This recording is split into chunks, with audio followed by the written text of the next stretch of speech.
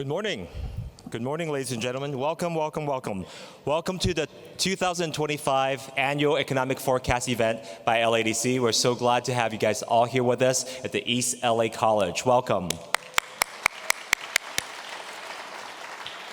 For those of you who don't know me, my name is 𝗧𝗵𝗄𝗃. I am the president and CEO for the LAEDC, and I'll be serving as your host and your MC today. So I have double duty. So there's a lot to go through. We have a jam-packed agenda, and we're really glad you guys are able to join us today.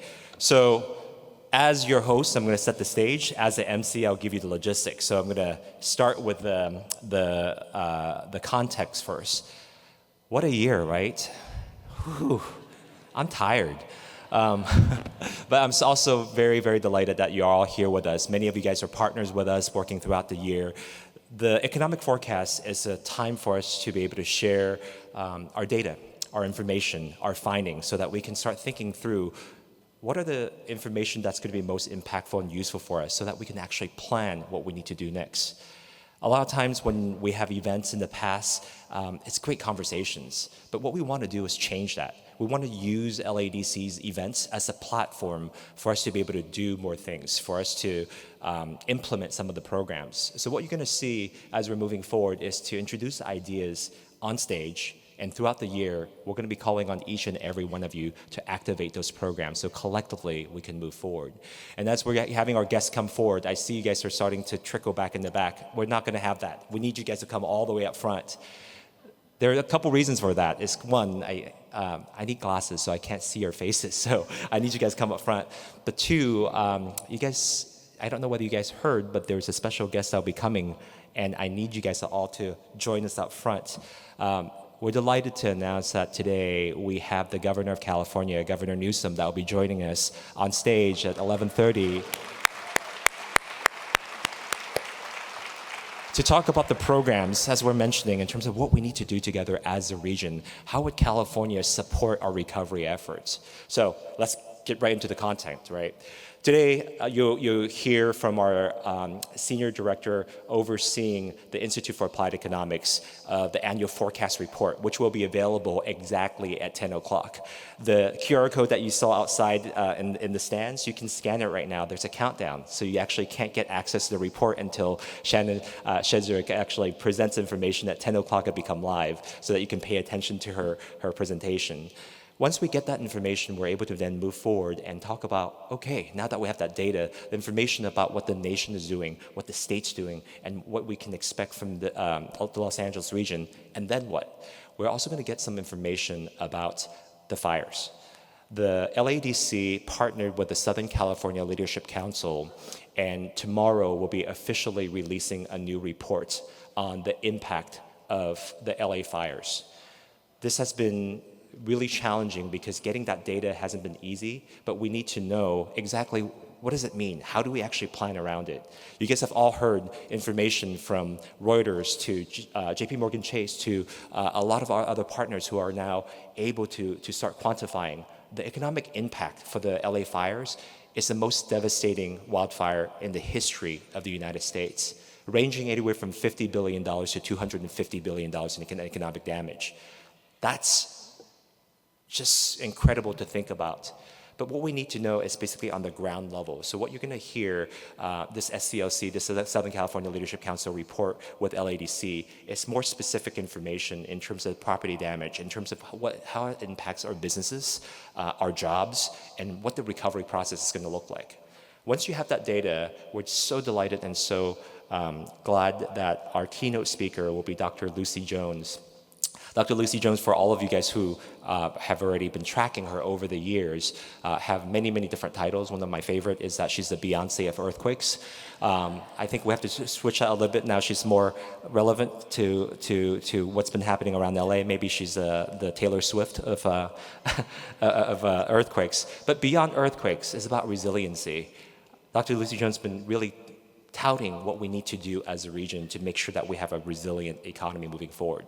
So that's just the opening. Then we do our breakout sessions. We have 2 breakout sessions and 1 roundtable discussion. And these breakout sessions will focus on rebuilding, revitalizing, and building resilience. This is going to be that action conversation that we're talking about, learning specifically what actions we need to take in the future. Then I'm going to ask you guys to end your panel exactly at 11:15, and we're going to have staff that will grab you and bring you guys all back, because at 11:30 sharp, Governor Newsom will be here. We'll have a fireside chat with him, talking about some of the programs and investments that the state of California and his office has invested in the Southern California region, and later on we'll be making additional announcements as well. So we're so excited for that conversation. Then lastly, we're going to close out the day with our closing plenary, where we have experts and leaders talking about what do we do next. Yes, we need to make sure that we have the 3 R's, the rebuilding, revitalization, and resilience building for recovery. But we need to think beyond just the fires, because LA's region is so massive that although these fires are huge and large, but there's still the rest of LA, and how do we make sure we're able to take this crisis situation and make sure that we make an opportunity out of it, and make sure we're able to now build the future economy. Where we're going to transition is that the last panel is going to focus on attraction, retention, and growth. So the 3 R's will be turning into ARG, ARG, right? So as we're moving into the attraction, retention, and growth, you're going to hear more about what we need to do from an industry cluster development standpoint. Then when we close out, we want you guys all to join us for our taco reception afterwards. So we built in time for us to network and to talk about the information that we've had done before, so we can work together as partners in the future. Really, really important as we're moving forward is that we can't do these events without our sponsors and our partners. So I want to thank our event sponsors. But before I even thank the sponsors, I want to highlight that as you're walking in, you had snacks and you have coffee outside for you. And our taco reception is very special, because we have 4 companies from Altadena that will be serving you your snacks and your food and your taco services. We hope you go there and meet the owners and meet the staff and be able to connect with them directly. And as you're supporting the rebuilding and the regrowth, cater with them. Tell your partners about them. Make sure that they shop these local small companies that need your support in order for them to survive this period, this very, very difficult period. And so I want to specifically highlight that 𝗘𝗿𝗀𝗏𝗏 are the folks that are outside providing delicious coffee for you. We have Verrazani's Pasta and Market that will be joining us as well. We also have Little Flower, and we have Tacos Don Pilo. So all 4 of them will be able to provide you with delicious food. So make sure you visit them, make sure you support them. Now I want to thank our event sponsors for making this event happen. First, the East LA College. Thank you so much for hosting us. For many of you who have joined us over the years, over the decades that we've been having economic forecasts, we usually meet at a hotel room. And those conference rooms are amazing and great. But as we're transitioning, utilizing our stage as a platform for engagement, we want to change that. We want to bring you all here to ELAC. And the reason why we want to do that is because as you're looking at economic development, you can't think about economic development without workforce development. We want you to see the amazing work that's done on college campuses, not only the East LA College, but the entire Los Angeles Regional Consortium and all the community college and the Cal State universities and the universities around the Los Angeles region that's driving our economy and making sure that we have the workforce of the future. So thank you, ELAC, for hosting us.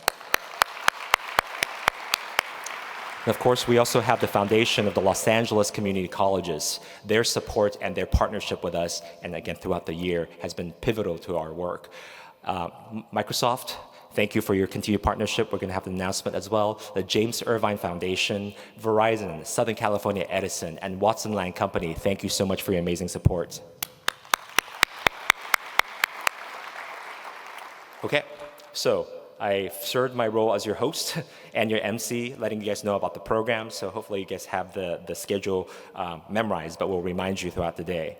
And as we're moving forward, one of the things I do want to mention before I bring on our first speaker is, in order for us to move together forward, and the key word is together, we can't do this on our own. And LAEDC, we have been so blessed with partners that have been working side by side with us. You're going to hear a lot of different programs. You're going to hear a lot about a lot of different initiatives that are done. One of the initiatives I want to highlight is the Together for LA initiative. This is a partnership that was backed and created by Wells Fargo. And once during COVID, they brought us together. We're able to bring together a number of different partners, including the Department of Economic Opportunity from the LA County, and also LA City's Economic and Workforce Development Department, LA Area Chamber of Commerce, 𝗏𝗏. We have Dr. Lucy Jones Center. We have a lot of other partners are coming together to respond to the small business needs as we're dealing with the fires. This initiative started during COVID and brought us together to respond very quickly to provide emergency services, supportive services to those small businesses that are struggling quite a bit. And thank goodness we have this infrastructure in place, because on January 7th, as soon as the fire started, we were able to call each other and reactivate Together for LA. And since then, we've been meeting at the beginning every single day to plan out exactly what we need to do as a region so that we can streamline those services. And as we're moving forward, this becomes a standard, and hopefully we can implement these partnership and become permanent for this entire region. And before we move on to the speakers, I just want to especially shout out to our partners who's been working tirelessly, specifically the county and city staff and the state government. Sometimes I think we've been hearing a lot of noise around basically wanting things to be better, but I will let you know that working with them every single day, I've seen how they work, and I want to specifically thank 𝗘𝗰 Jessica Koo Kim, Layla Lee, Stephanie Holloway, and many others from the Department of Economic Opportunity for you not sleeping over the last 51 days. We truly appreciate it. And also from the City of Los Angeles, the Economic and Workforce Development Department, Carolyn Hull, Geraldo, and the Mayor's Office, and the County Supervisor's Office. To see our county supervisors and their entire staff, I think I saw Monica Benkin earlier on, just the coordinated effort has been enormous and amazing.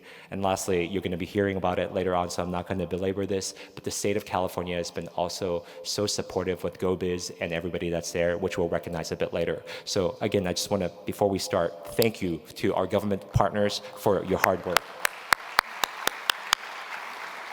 Okay, that was actually me stalling so that we can actually get everybody here. To officially kick us off for the 2025 Economic Forecast event, I would like to welcome on the stage the chairman for LAEDC, the Los Angeles County Economic Development Corporation, the chairman for the Board of Governors, as well as our executive committee, Mr. Ron Frierson.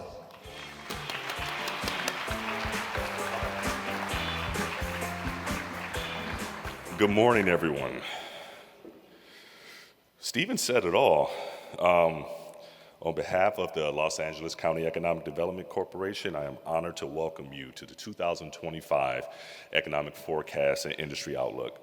You know, this event is more than an opportunity to examine economic trends. It's also a call to action for all of us. The information we gain today will help shape the decisions we make as business leaders, policymakers, and community stakeholders. Understanding where our economy is headed is critical for ensuring that we are not just reacting to challenges, but proactively building a more resilient and inclusive future. At the LAEDC, we do more than just research. Our forecast serves as a platform to drive economic impact throughout the year. And the work we do together doesn't stop at analysis. It fuels strategic initiatives to help businesses grow, create quality jobs, and to support our region's most vulnerable communities. This year, our focus extends beyond recovery. We're committed to rebuilding stronger. Like with Together for LA, we are partnering with a number of agencies and organizations, including the city's, including the county's Department of Economic Opportunity, the city's Department of Economic Workforce Development, Dr. Lucy Jones Center, the Kendrick Lamar of 𝗙𝗵𝗆, the LA Chamber, 𝗏𝗏𝗏, and many more. We will continue supporting small business and diverse business, ensuring that we have access and they have access to the resources needed to thrive. We're also mobilizing efforts to help communities affected by the recent wildfires to recover and rebuild their local economies. But our work doesn't stop there either. We're focused on the future, strengthening and expanding LA's most competitive industries, from bioscience to aerospace, to digital media, to the ocean economy. By fostering innovation and investment in these sectors, we are laying the foundation for long-term economic growth and prosperity. Your engagement and support are critical to making this vision a reality. I encourage you not to only absorb today's information, but I want you to be partners with us.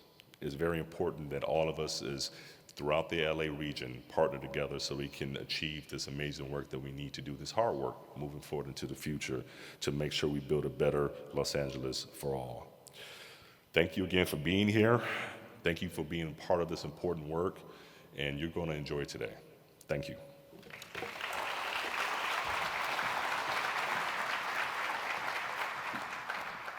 Thank you so much, Ron. Ron and I were actually just coming back from Washington, D.C. at the International Economic Development Council's board meeting. This group represents about 3,000 economic developers around the world, but really concentrated in North America. And when we're there, so many of our partners reach out asking, oh my God, are you guys okay? How can we help? And we've learned so much from them, and we're so appreciative. But I do want to highlight one thing that we saw was that folks didn't understand what was happening in LA. They thought all of LA was on fire. And so they're afraid to come to Los Angeles because they didn't know what to do. What they saw was the map that I think you guys seen in Washington Post and New York Times of the Palisades fire map, and they overlaid it with Manhattan, and it looked like all of Manhattan will be basically covered by the burn zone. And when we're in Washington, D.C., they did the same thing with Washington, D.C. So for them to basically visualize and see all of Washington, D.C. is on fire, they couldn't imagine. And we have to tell them, well, yes, that's true. And by the way, we have 2 fires. We also have the Altadena fire, the size is just as big. But that's 2 communities out of 88 cities in over 100 incorporated region. LA is a much bigger place, and for them to see the size of that economy, that's just been baffling for them. But we have been able to kind of bring in some of the resources and get the national support as well. And one of the things that we're also learning from other partners is their recovery and their resilience effort that they need to build in. And one of those efforts is the need for a future of our workforce. And if you're not planning in terms of who's going to do your construction work, how do you basically do your planning? How do you make sure that you have the architects? How do you make sure that you're able to do the logistics and supply chain? The workforce is ready to go over the next 5 years. This is not going to work. And again, that's why we want to be in East Los Angeles College to make sure that all of our partners see the amazing work that's conducted right here at ELAC. And so our next speaker is the Chancellor for East LA College, and we're delighted that we're able to be here, and we're delighted that Dr. 𝗵𝗿 is able to welcome us. But before we bring him on, I just want to talk about a quick coming home story. When I was in high school many years ago, I actually played volleyball here. And back then, back in the early 90s, it didn't look the same here. But I played in the club team, and coming over here, we were the only group that played competitive club sports volleyball around Southern California that had the diversity that we had. It was mostly Latino, African American, South Asian, and I was the only Chinese American person there. But wherever we go competing, I think people looked and didn't see us as volleyball players. But yet at the same time, over and over again, we would win. And the reason why we're able to do that is because we're able to bring the diversity together and compete together. And coming here and seeing what ELAC's been able to do over the last 20, 30 years since that time, it was emotional as I was driving in the parking lot. And as I was looking at the auditorium and the path, and sometimes when we're moving forward, we have to look back where we came from. And so these assets are throughout Los Angeles, and we're so delighted that Dr. 𝗵𝗏 is able to welcome us and provide this amazing space for us to have this conference. So ladies and gentlemen, let's welcome Dr. 𝗵𝗏.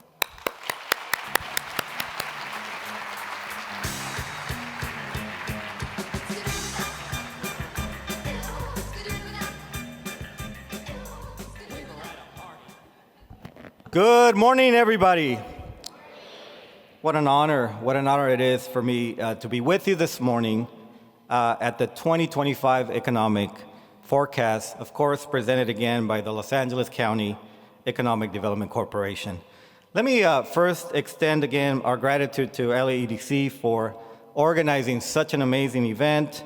I want to officially welcome all of you to East Los Angeles College.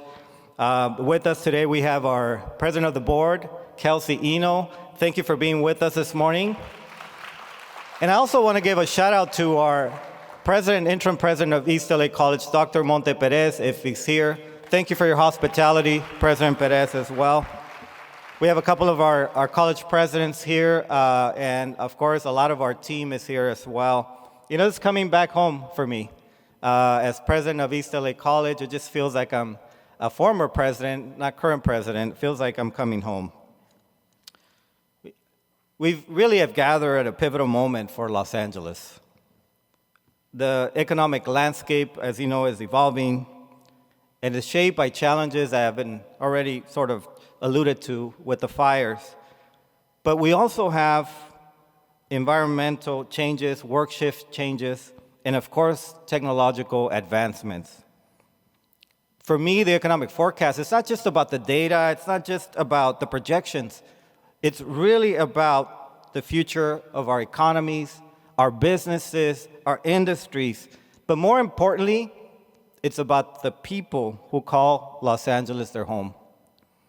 For me, it's a privilege to engage in this important dialogue on how we can build a more resilient economy, how we can strengthen our economy's recovery efforts, and how we can increase our ability to face the future challenges of the Los Angeles region. Today, we're going to focus on prioritizing our economic growth through strategic investment, through innovation, but I think more importantly, through collaboration. I think this is the reason why many of us are here. As the interim chancellor of the Los Angeles Community College District, I have the privilege of leading the largest community college district in the nation. We serve a very vast and diverse region across 900 square miles of Los Angeles County. LACCD is home to 9 beautiful colleges. Many of you, by the way, have been to our colleges already. You know the beauty in our facilities, but more importantly, the beauty in the students that we serve. We serve approximately 200,000 students at 9 of our colleges, ladies and gentlemen.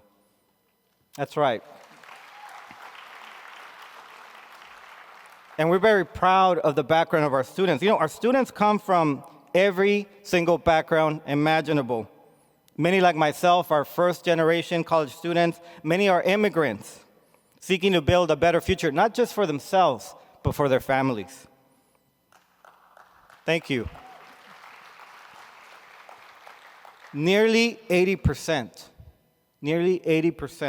of our students come from historically underserved communities. Think about that. And we take pride as LACCD in affording high-quality education that create pathways for them to be successful academically, but equally important for them to have upward mobility. Community colleges are more than just institutions of learning. I know all of you know this. They're the engines of economic mobility, as was said by Stephen. They're the centers for innovation. And they are the most effective tool that we have to ensure that there is an economic opportunity within reach for every single member of our community. You know, I've gotten to know a lot of students over the years, and I can tell you with certainty that these students are not just striving to reach personal success. They're doing this for their families. They're doing this to strengthen their communities. And they're doing this to build a brighter future for the next generation to come after them. ELAC was a great place for me, and I can tell you one thing that sticks with me. One thing that characterizes our students in our community, and that's their resilience. We have very resilient students. The determination, the adaptability, and the commitment that they have to flourish mirrors the spirit of Los Angeles. A city has faced adversity time and time again, only to emerge stronger. So as we're building from the recent disasters, the devastating wildfires that have deeply, as we know, impacted our region, I think it's absolutely vital to underscore how pivotal these conversations are. Our district, LACCD, including ELAC, we're committed to working alongside our business leaders, our industries, our policymakers to ensure that our workforce is well equipped with the skills necessary for tomorrow's jobs. You know, our programs, beautiful programs across our 9 colleges, are really serving our students in high demand careers. We have healthcare, we have advanced manufacturing, clean energy, technology. All of these sectors are driving Los Angeles economy. And we recognize that the economic opportunity must be inclusive. As we're hearing at the federal level about regressiveness, about lack of access, I'm going to tell you right now, LACCD remains committed to equity and access across all of our campuses. Every single student is welcome at LACCD and will be supported. So as we're looking at the trends, the challenges, the opportunities, let's commit to action. Let us invest in sustainable solutions. Let's support our local economies. Let's support local innovation. Let's build an economy that is not only resilient, but it's transformative. Our district stands ready to partner. We're ready to innovate. We're ready to empower the next generation of workers and entrepreneurs. So again, let me thank again Stephen, LAEDC, your entire board. Thank you so much for the work that you do. Thank you so much for driving economic growth in Los Angeles. Welcome again to East Los Angeles College. Thank you so much.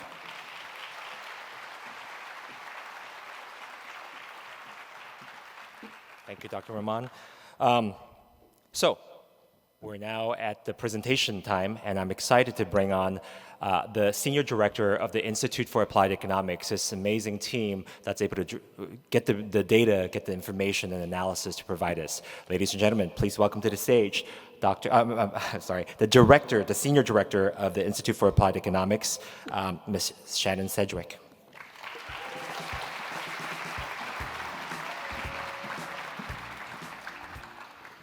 Hi, good morning, everyone. Thank you again for joining us today as we're releasing our 2025 economic forecast, where we cover national trends, state trends, and local Los Angeles County trends. Before we begin, Stephen mentioned the Institute is a very small team, and I'd just like to take a moment to acknowledge the members of the Institute for Applied Economics at LAEDC.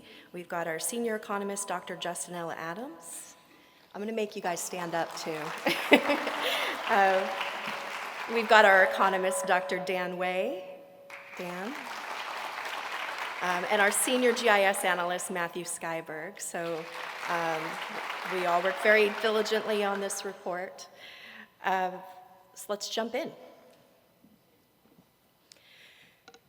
Well, 2025 started with some challenges, right? So devastating January wildfires, it again tested our resilience. That's after it's been tested multiple times with COVID, inflation, labor disruptions. So 2025 brought with it the January wildfires and a new federal administration that's introducing policy shifts that have economic implications for us. So real GDP grew 2.8% in 2024, but slower growth is expected due to inflation and policy uncertainty. Non-farm payrolls grew by 2.1 million jobs. That's 1.3%, but hiring is slowing. Unemployment is projected to rise as the economy cools. And real personal income did increase in 2024, but will likely decelerate again as the economy slows. So inflation hasn't gone away. Despite efforts to curb it, it persists. And when we look at the PCE, which is the Fed's preferred metric to measure inflation, we see that price index hit 2.6% in December, so that's still above that 2% target that they're trying to reach.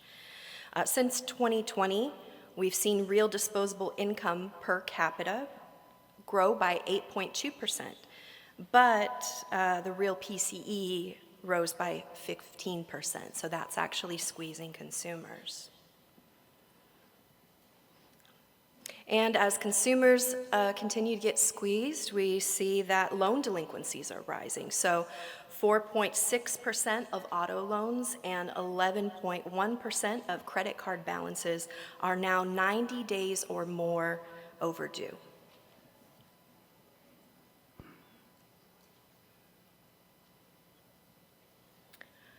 And after a series of 11 aggressive rate hikes, we had 11 hikes between March of 2022 and 2023 in our interest rates. Finally, the Fed began to do limited rate cuts in 2024 in response to some slowing job growth, but already the beginning of this year, based on our current conditions, there's some speculation that the number of cuts that were originally expected at the end of last year may be smaller, maybe fewer cuts. So this brings us to federal policy. So federal policy shifts include new tariffs that have been announced, so anywhere between 10 to 25% on Canada, Mexico, and China. And that could increase costs, trigger retaliation, and fuel inflation. So a quick reminder that these three countries, Canada, China, and Mexico, are the US's 3 largest trading partners, and collectively they're responsible for 42% of all imports. And that was in 2024. And so that's more than 1.2 trillion in imported goods that would be affected. Stricter immigration policies can threaten labor availability in key sectors, and the threat of federal spending freezes. Though they were rescinded, it caused economic uncertainty, and California is particularly vulnerable due to its reliance on about $170 billion in federal funds to provide public services. So, focusing in on California now, we see our economic overview that real GSP, that's gross state product, grew at 3.6% in 2024, but growth will slow. Non-farm payroll jobs rose 1.3% last year. Again, slower gains are expected through 2026. And unemployment hit 5.3 in 2024, and it may rise further as the economy cools. Personal income showed growth at 4%, but that too will moderate. So when we're looking at employment growth over the next 2 years through 2026, we see that the state will add about 287,000 jobs. Those are net new jobs. There's additional employment opportunities associated with employment churn. But we're looking at the net change. And so 287,000 jobs in the state. Now, LA County contributes about 41,000 of those net new jobs. That's 14% of the payroll growth anticipated over the next 2 years. And as we've seen in the past few years, there's a couple of those industry sectors that are really leading this growth, and that includes education and healthcare services, government, and leisure and hospitality.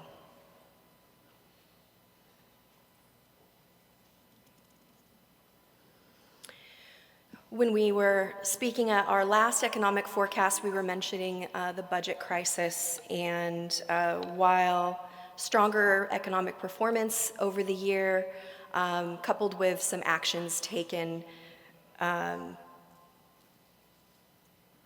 some legislative actions taken, it's improved the budget outlook for this year, but uncertainty and challenges exist. So, of course, the recent LA wildfires led to an initial $2.5 billion in emergency appropriations. But we don't know what the full cost is really going to be, so it could be significantly higher, and that's a strain on our budget. Again, federal policies could pose risk to the economy, and that could affect our revenue outlook. And then if there is a potential freeze on federal spending and cuts to programs, then of course that's going to affect California and create uncertainty, which makes people a little bit hesitant.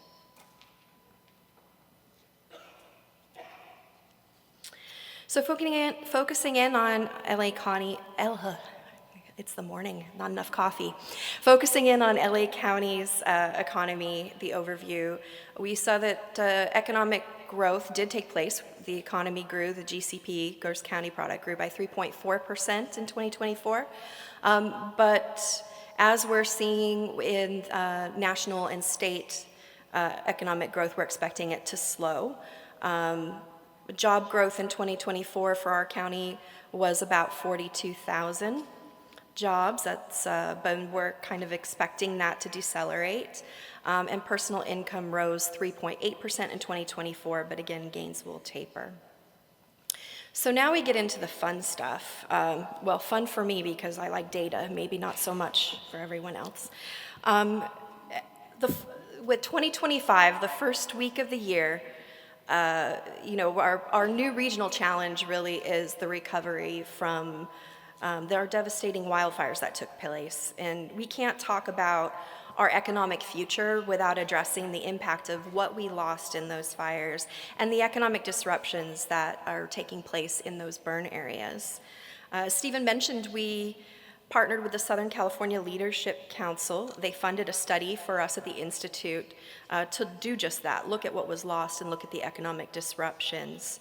And with how widely the damage estimates were after those wildfires, we really wanted to understand really two main elements to determine how they may impact our local economy. So we focused on real estate values and businesses impacted, and then we developed 3 recovery scenarios to determine what the longer-term economic impact might look like. So the full report will be formally released tomorrow, and it includes the data that follows in this presentation, along with additional information on demographics, individual businesses broken out for the Palisades and Eaton fires, and a comparative analysis to understand lessons learned during the rebuild and recovery process in other major fires. So for the purposes of the forecast, we're looking at this recovery process in 3 parts to understand the implications. So we have rebuilding to understand what was lost, we have rebounding, the path forward, and resilience, so how we prepare for future disruptions. So there's close to 20,000 parcels and just over 30,000 structures in the Palisades and Eaton burn areas. Property impacted in the burn areas have an assessed value of $28 billion and an estimated market value of $53.8. Remember, your assessed value is what people pay their property taxes on. And due to Prop 13, there is a wide gap between market and assessed, but both are important to understand.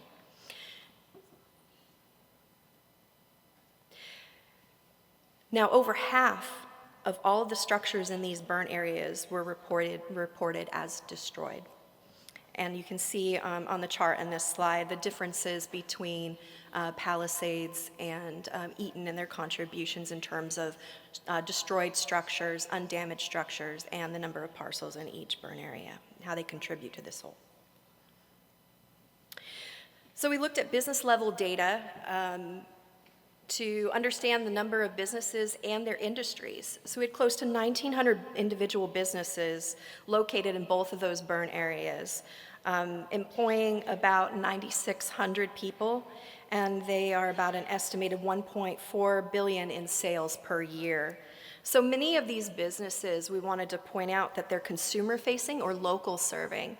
And essentially that means that their customer base is intrinsically tied to the local resident population. So even if these businesses can open their doors tomorrow, if they don't have their customer base, if the residents aren't returned, they're going to have challenges, they're going to face prolonged challenges moving forward until residents or new residents move in.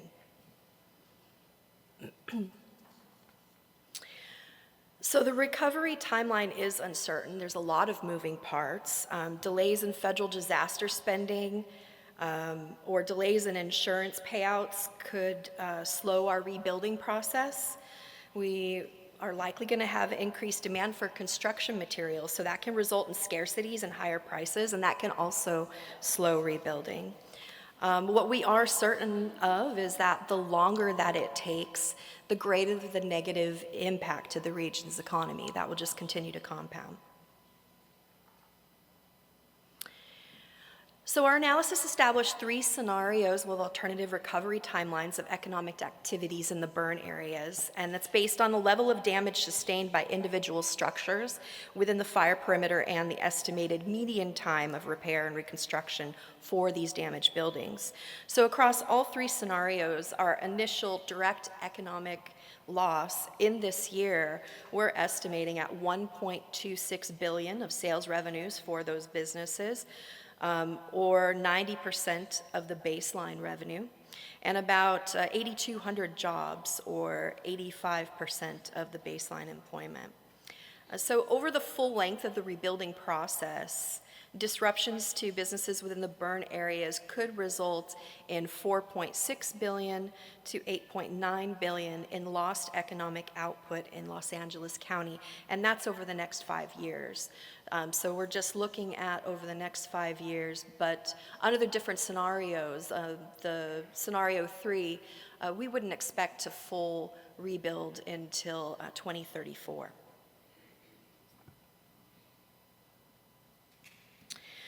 So we highlight the need for continued efforts to increase economic resilience here in Los Angeles County as economic disruptions compound our existing challenges. And we spoke a little bit about this at last year's forecast, where we focused in on 3 elements: population decline, our challenges and struggles with housing in terms of lack of affordability, and an elevated cost of doing business.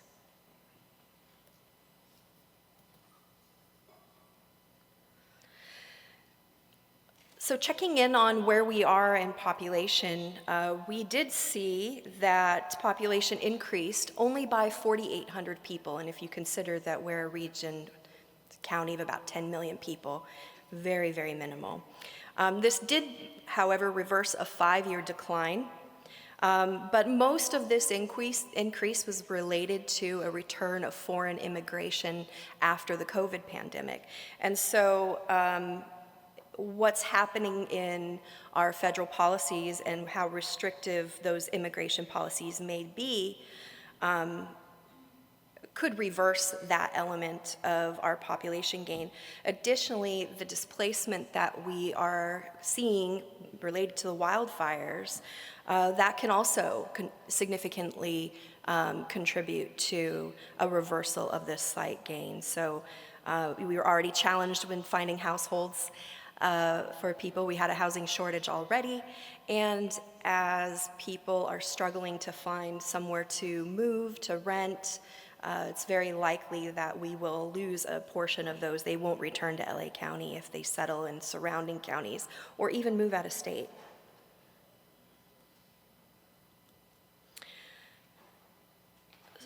So affordability continues to be a really big issue here, and of course I mentioned it was due to insufficient supply.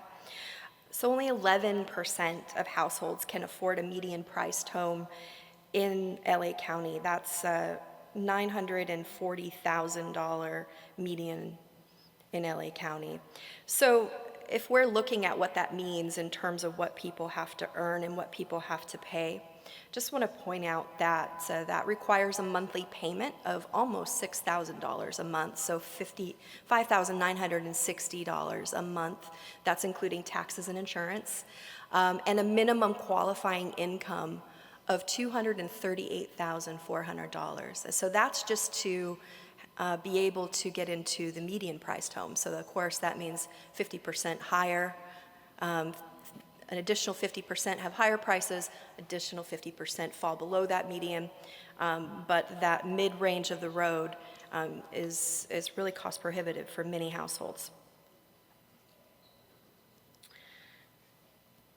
So the cost of doing business remains one of the highest in the nation. We brought this figure into our forecast last year. LA's business costs are still 20% above the national average. And we see that amongst the cost categories in this index that we're using. Labor costs are 13% higher than the national average, and energy costs are 91% higher than the national average. So regulatory reform and cost reduction, they're really going to be critical to our county and our region in order for us to remain competitive moving forward. So before I conclude, I wanted to take a little bit of time just to check in on two of our key industries here in Los Angeles County, one being the film and television production industry. So the entertainment sector has struggled post-COVID and with the dual strikes that we experienced. So in 2024, employment in 2024 was lower than 2020 levels. So let that sink in. Remember the production stoppage related to COVID. We had production levels lower than what we did at COVID last year post-strikes. So filming dropped 5.6% from 2023 and 36.2% from 2022. There is a proposed expansion of California's film and television tax credit in this year's budget that we're hoping will be passed, and the intention is to really boost production. I don't want you to think that it's just COVID and the dual strikes that impacted this industry, though. There are things happening within the actual industry that are leading production companies to scale back on their production. And of course, interest rates always factor into financing projects as well. So there are a couple of things at play there. Another industry I wanted to highlight because there's so much, it's in conversations and there's so much happening on the horizon for us. Positive things happening on the horizon for us is professional and collegiate sports, so our sports industry here in the Los Angeles basin. So we are one of the largest markets in the nation. We've got 12 professional sporting teams and 8 D1 schools. And as we've been tracking this economic impact of this industry, we see that the activity has really been growing over the last few years. So over $11 billion in total output in 2023 were related to professional and collegiate sports. That is the total economic impact, so that does include the ripple effect. We're looking at direct activity, we're looking at activity in their supply chain, and we're looking at household spending of individuals who are employed by those businesses in the supply chain and directly by these sporting teams and venues.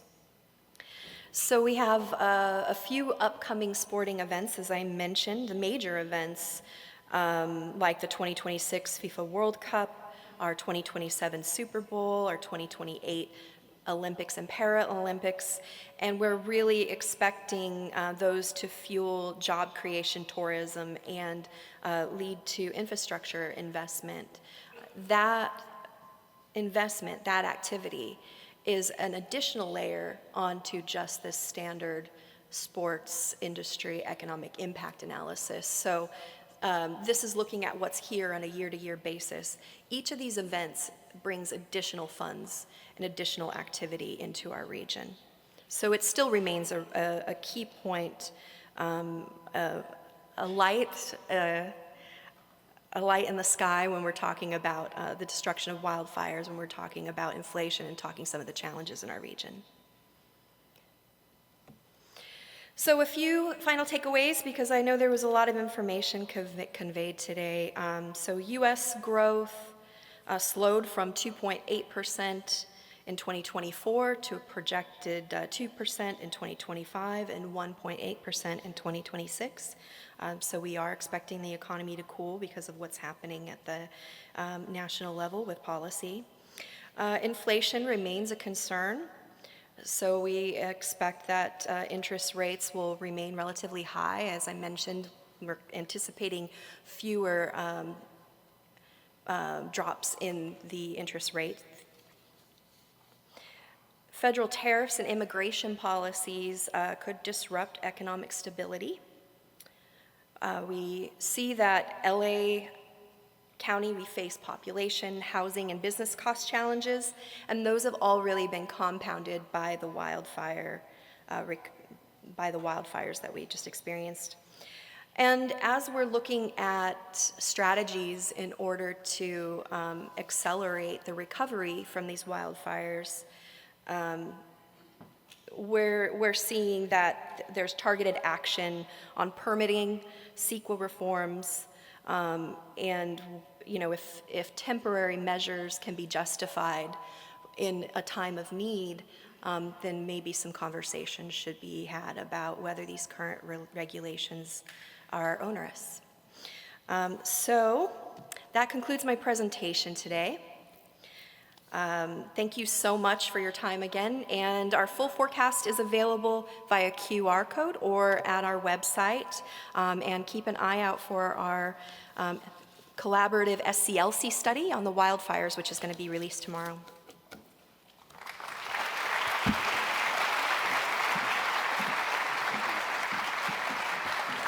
Thank you, Shannon. So, challenges ahead.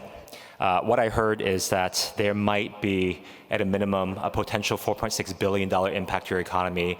Depending on how fast we can recover, we might not have to go up to $8.9 billion, right? That's a big range. How do we shorten that time frame? So with the industries of the future, we might be able to collectively come together and actually mitigate some of these damages, but it takes collective effort. So thank you for that. And again, the report now is available. If you scan the QR code outside, you can get access to it. Go on our website. A lot more data there. And again, as Shannon's mentioning, tomorrow we're actually going to be having a press conference with former Governor Gray Davis and also Los Angeles County Board of Supervisors Catherine Barger talking about the release of this fire report that will give you a lot more detailed information so we can start planning what to do. Now, we're a bit behind. We're going to catch everybody up, and we're going to bring up our keynote speaker, which we're very delighted about. You have her bio. I'm not going to go into the details. The 𝗵𝗵𝗃 of earthquake, and the new term is the, hold on, there's a new term that we're coining today. She is now the Taylor Swift of resiliency. All right? Dr. Lucy Jones of Dr. Lucy Jones Center. We're so delighted to have you here.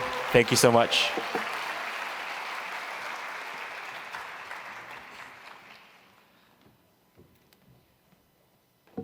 At some point, I'm going to have to get back at Mayor Garcetti for having coined that Beyonce thing, and perhaps for the LA Times for reporting it. But so here I am as a seismologist coming to talk at the economic development. And you're going to hear some things that you've actually already heard. I was really glad hearing in the economic report about the way we're thinking about disasters is already partway there. I'm going to be speaking from my experience. You know, I worked for the U.S. Geological Survey for many years, and my last decade, I led something called the Multi-Hazards Demonstration Project to demonstrate how hazard science could improve a community's resilience to natural disasters. So we were talking resilience 20 years ago, and people were sort of wondering what the term meant then.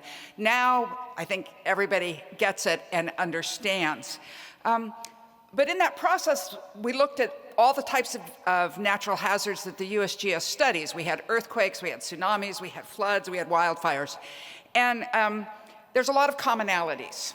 Obviously, the physics that causes the problem in the first place are very different, studied in different ways, but the impact on people starts becoming a lot that is shared.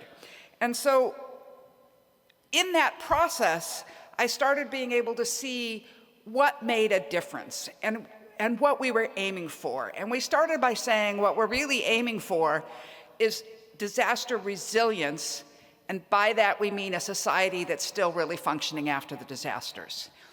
And we are resilient to these wildfires. We are still functioning because we are such a large region, right?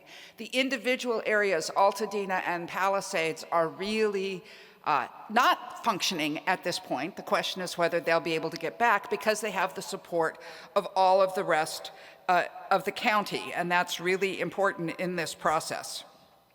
Let me get my notes. And so I want to look at what we need for responding here, but also for future ones, because this is the costliest disaster in American history for now. Pretty soon it won't be the most expensive, because we are undergoing a change, a fundamental change in disasters because of climate change. I first heard about it more than 30 years ago at this point, and presented to me that the first sign of the real significant sign of climate change was going to be an increase in natural disasters.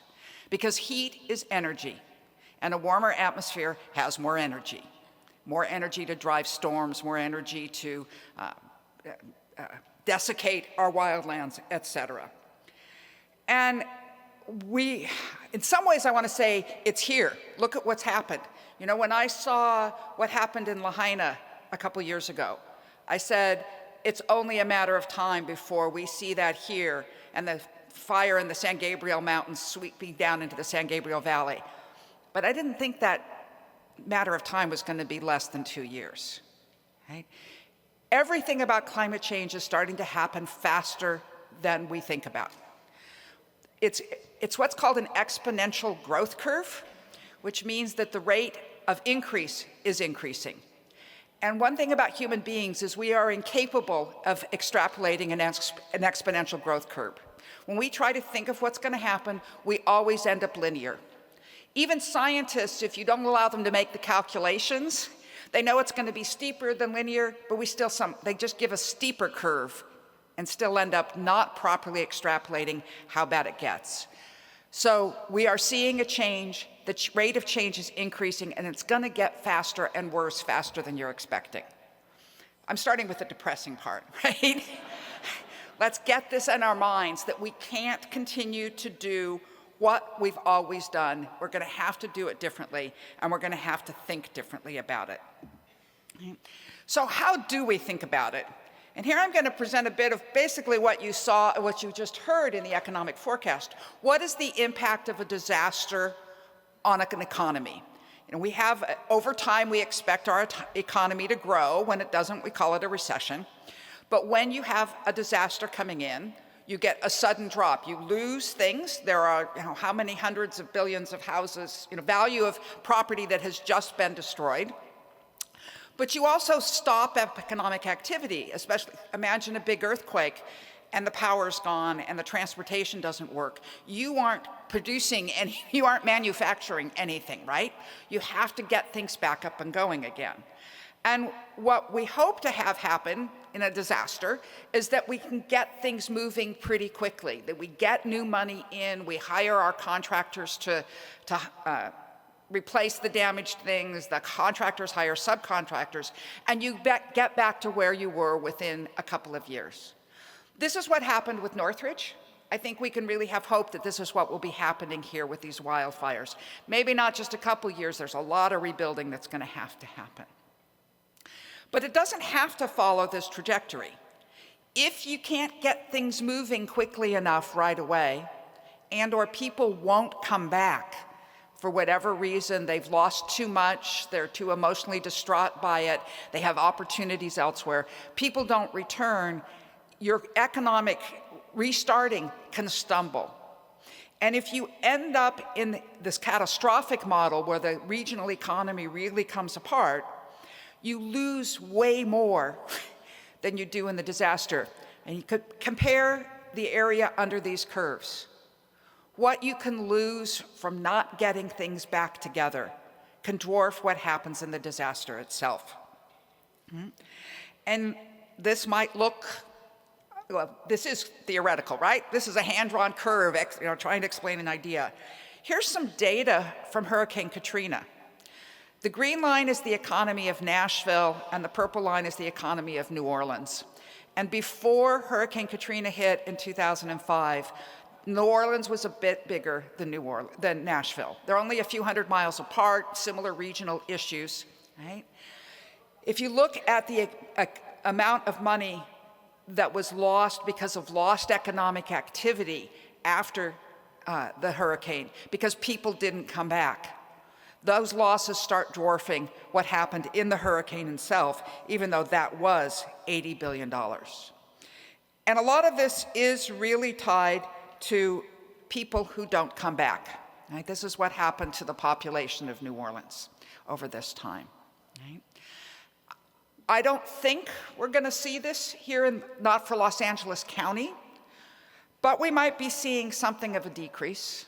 I will tell you the only years up until recently that the County of Los Angeles lost people were 1971 and 72, the 2 years after the San Fernando earthquake, and 94, 95, the 2 years after the Northridge earthquake, where people decided, earthquakes have a particularly fearful impact on people, not in proportion to your actual physical risk, and people gave up and left. When we get to the really biggest one, that's just what we're going to worry about. I'm going to take this moment also to take a side note, since we're talking about New Orleans. And when we think of what happened there, think back and think of how much effort went into blaming the victims. Why didn't they evacuate? Why did they choose to stay there? Right? Why were they indulging in so much looting? All of these things are a way for us to feel better. If it was their fault because they made mistakes, I don't have to worry that I'm going to be another American citizen drowning on the roof of my house, right? And we see it after every big disaster, and it's starting to come along now, it'll get worse, is we take our fear from the disaster and turn it into anger. Both of them are unpleasant emotions, but anger feels more powerful. There's something you can do about it. If you have somebody you can blame, you can go and punish them. And it makes you less afraid of it happening again. Whereas fear is a very disempowering emotion and makes us feel vulnerable, and anger's a way of reclaiming our power. So I just put that in there. New Orleans was probably the most obvious case where the news reports took people who, literally police officers told to go to Walmart and get supplies for the evacuation center, were accused of looting, right? Because it was a way of feeling better. So just watch out with what's coming now. All right, so let's get back at this. What is it we need to do to be able to be on the disaster curve and not on the catastrophe curve? The first thing we do is reduce the amount of damage we have in the first place. This is actually the most cost-effective approach. Mitigation from before the event that prevents the damage from happening at all. It will greatly reduce the chances that we topple over into that catastrophic loss. There's an interesting organization, if you don't know it, called the National Institute of Building Sciences.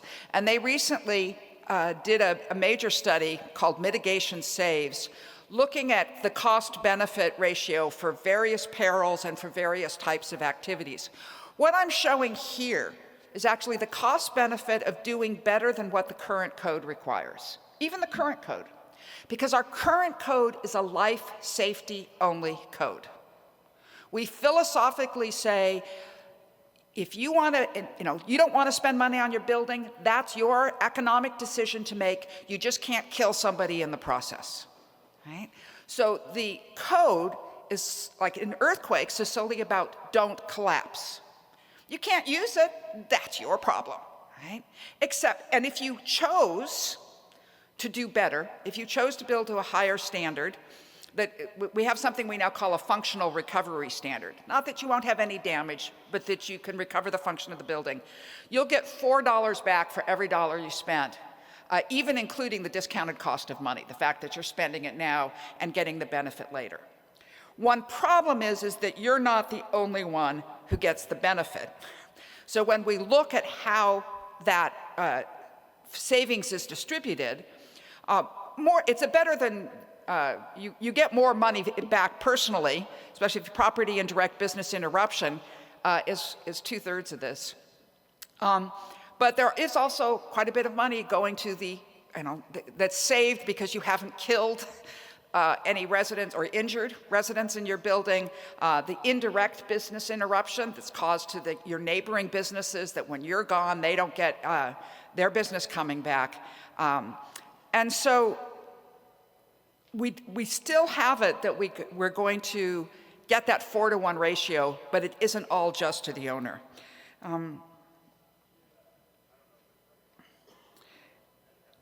I would also point out here, just notice that as they calculated between direct and indirect losses, the business disruption costs exceeds the losses in the first place.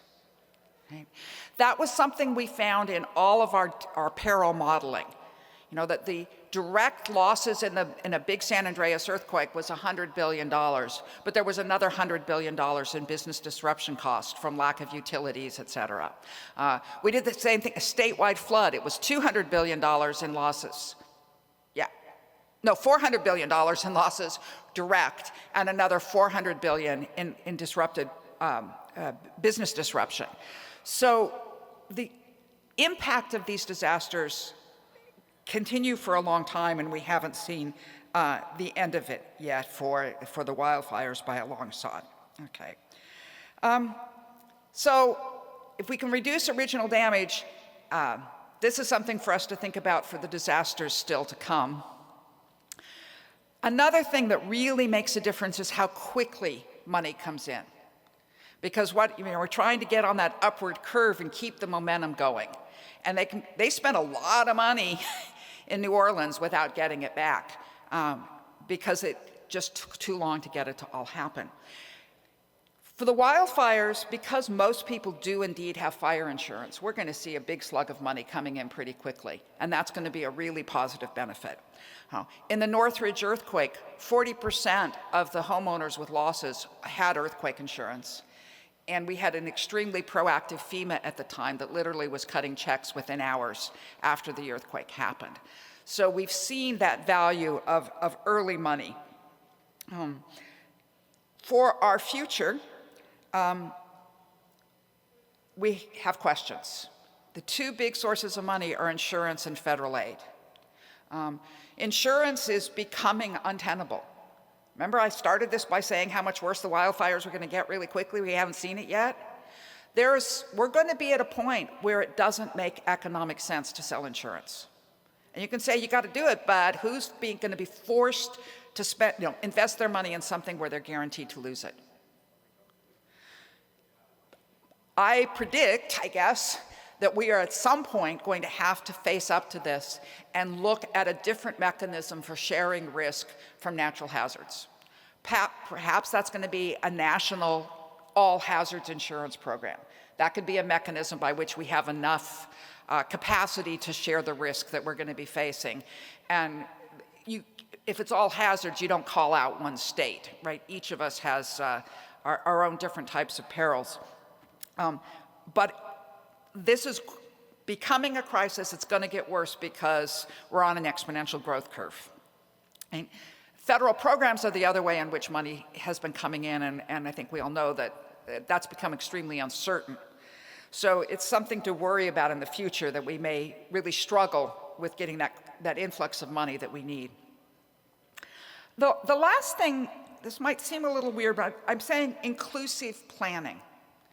It's very easy for us in this situation to say, what can I do for Altadena? As a Pasadena resident, I'm a mile from the evacuation zone. I have lots of friends, but I'm not quite the community that was actually disrupted.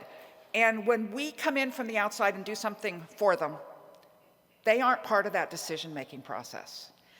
And the most important thing here is getting people to stay. Right? We don't want people to give up on the region. And you have to feel that you had a say in what is coming to be willing to stay. There's an interesting sociologist at SUNY Albany, a guy named Alex Greer, who has studied why people leave, whether when they get those big disruption, the Camp Fire or Santa Rosa or these types of disasters, what gets people to come home or not. And he said that at the beginning, almost everybody wants to come back. They don't want to lose their homes. But if the process of rebuilding, reconstructing becomes too difficult, it becomes an emotional burden that can't be borne. And people start giving up. And the longer the process it takes to rebuild, the more likely you are people are going to find a place somewhere else and not be willing to go through this.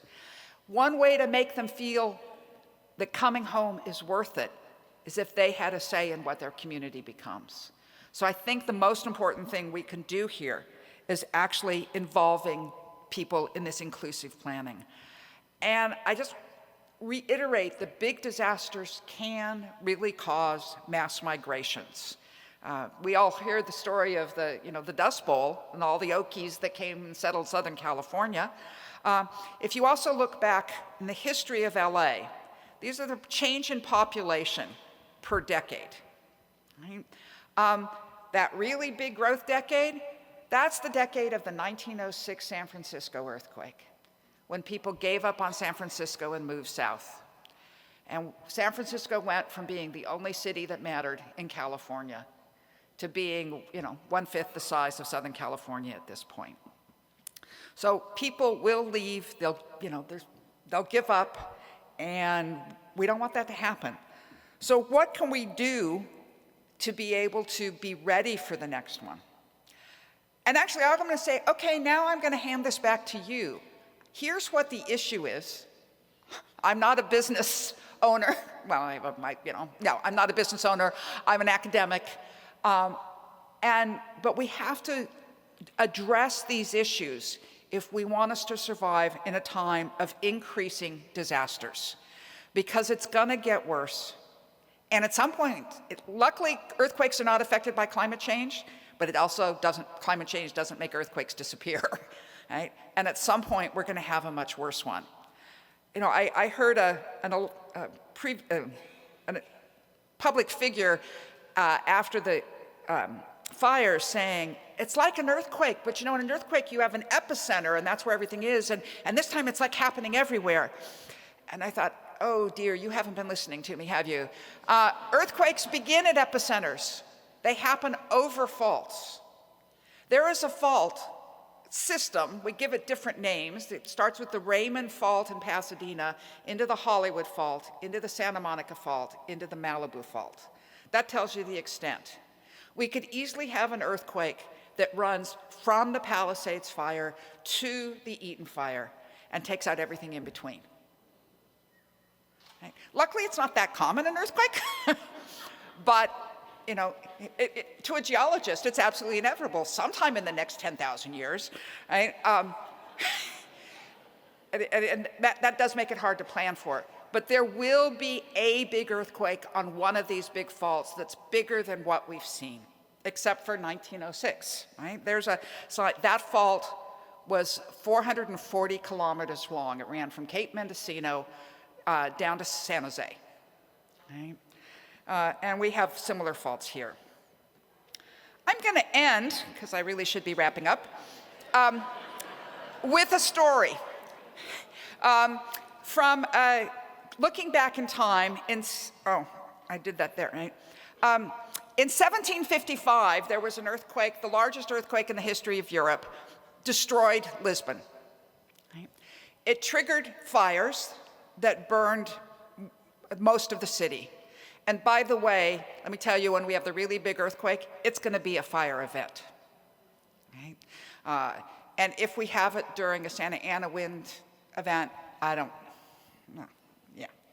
We just got to, luckily those are independent things. We hope they don't happen at the same time. But Lisbon was destroyed in this event. And it came back remarkably well, and a large part because of the Marquês de Pombal. He was the prime minister, and he got to the king right after the event happened, and the story is the king was like, "What do we do?" And he said, "Sire, we bury the dead and we feed the living." And he went out and he spent the next week in a coach writing decrees in pencil as he rode around the city, closed the gates, made sure people couldn't leave, forced them to help start rebuilding. right? And he recognized that a recovery is as important, if not more so, than response. They started rebuilding Lisbon within 1 month after the earthquake. They completely redesigned it. That's why I'm showing these buildings. He was the first earthquake engineer. He made models of the buildings and then got the cavalry, got horses to run, jump around them to shake the ground and see how the buildings behaved, the models behaved, as they went to design what the building was. And he also redirected their blame game. This was during the Inquisition. They started burning Protestants at the stake. They must not have gotten strong enough about those and get rid of them. And he managed to turn that around. He actually got the Jesuits banned from Lisbon and broke the Inquisition. So when you handle a disaster well, you get huge political capital out of it.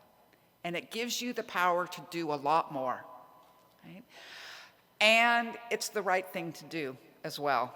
So we've got a pretty big job in front of us, but I think we're up to it. So thank you.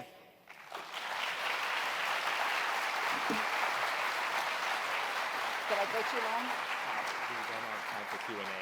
So sorry about that. No, yeah. Thank you, Dr. Jones, or the Marquez de Los Angeles. You have a new title again. What I heard is that there are a lot of challenges and it's fearful, but if we can build a resilient infrastructure here for response, we can recover and we will recover. So this is a time, as Dr. Jones is challenging all of us to work together to make sure that we have this resilient structure so that we can respond to the future. And I hope that we can all work together to turn our fear and anger into hope, into action, so that we can recover together. So thank you once again, Dr. Jones, for your comments. Her slides, as well as Shannon's slides, and the recording will be available on our website with a recap soon, hopefully by tomorrow. Now, we're going to go into our next session, which is our breakout session. So there are 3 components that can be done here. One is rebuild, the second is revitalize, the third is resilience.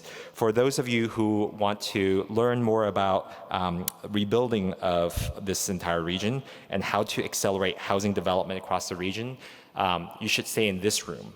And then we have another revitalization panel focused on the regional economy. How do we leverage tools, practices, and partnerships that supports broad growth and recovery, including workforce development? That will be at the multi-purpose room. If you go outside, it's to your right-hand side. There can be a direction. You can go there right away. And then finally, there's a roundtable discussion. For those of you who signed up for that, you can go to that one, and you should know the room already. Please enjoy yourselves, but I ask you all to end your session at 11:15 and come back here before 11:30. We'll start sharp, but when you come back, I hope you guys will be all joining us up front, not in the back, just also up the front, so we can welcome the governor together. Thank you so much, and I would like to have all of those folks going to the next place go on ahead, and I'll introduce our next panelists. Okay, so I don't, so yeah. Okay, thank you so much. I would like to welcome our moderator for the next panel to help us with talking about rebuilding, and welcome the panelists as well. Folks, I know you guys are chatting. If you guys can help me out here, and please sit down so that we can get started right away. That would be fantastic. For those of you who are going to the next panel, you can exit.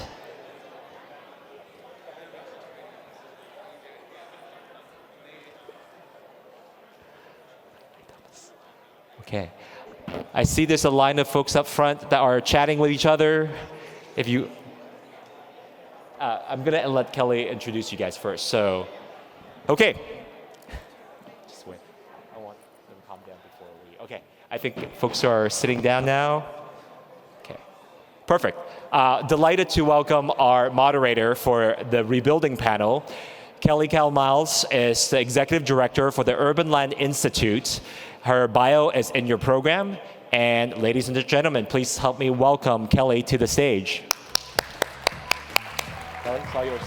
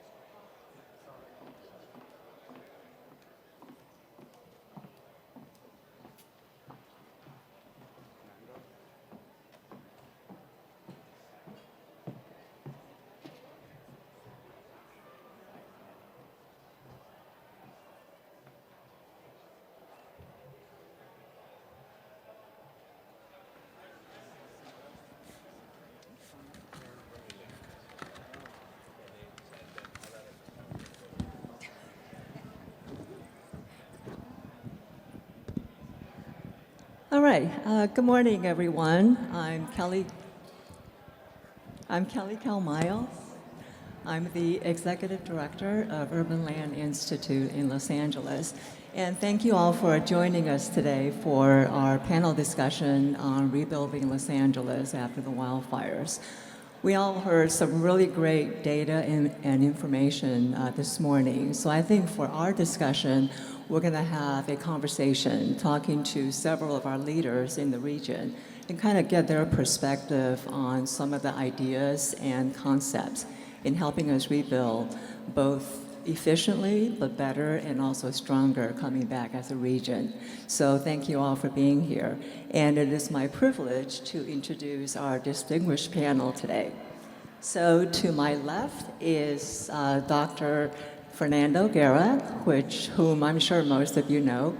Dr. Guerra is a professor of political science and Chicano studies at Loyola Marymount University. He is also the founding partner of the Levy Center for the Study of LA, and he has personally led over 30 significant studies of Los Angeles. So I think it's safe to say he's an expert on all things Los Angeles. So we're very pleased to have him here with us today. Thank you for joining. Next, we have Erica Alexis, and Erica is the founder and owner of Bridgeline Construction. She is known as the Lady Builder. I love that. So her company specializes in both residential and commercial construction, and she really focuses on partnering with property owners, developers, and investors who are focusing on developments in underserved regions or communities in our region, which I think is such an important focus and mission and purpose. So thank you for being here. All right, and next to Erica, we have Michael Anderson.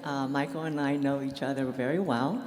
Michael is the founder and principal of Anderson Barker, that's right, Architects. And he has over 30 years of experience working in design and urban planning in the LA region. He has been involved in some of the most notable projects in our area, including the Clippers into a Dome and also the Mayor Bradley terminal at LAX. And Michael's personal passion is really to come up with ideas and strategies to increase housing production in some of the underdeveloped neighborhoods in our city as well. So he'll share more about that today. And we'll have one more panelist joining us shortly as soon as he gets here. So, all right, so to get us started, Fernando, I think by all measure, the fires that we just experienced was massive. Can you put that in a bit of a context for us historically in LA compared to other disasters that we had to come through and work through? Sure. Well, it was a disaster in terms of deaths. LA County and LA City have had other disasters that have produced many more deaths. Obviously, the closest thing that we have to this fire were the 61 Bel Air fires that destroyed about 500 homes.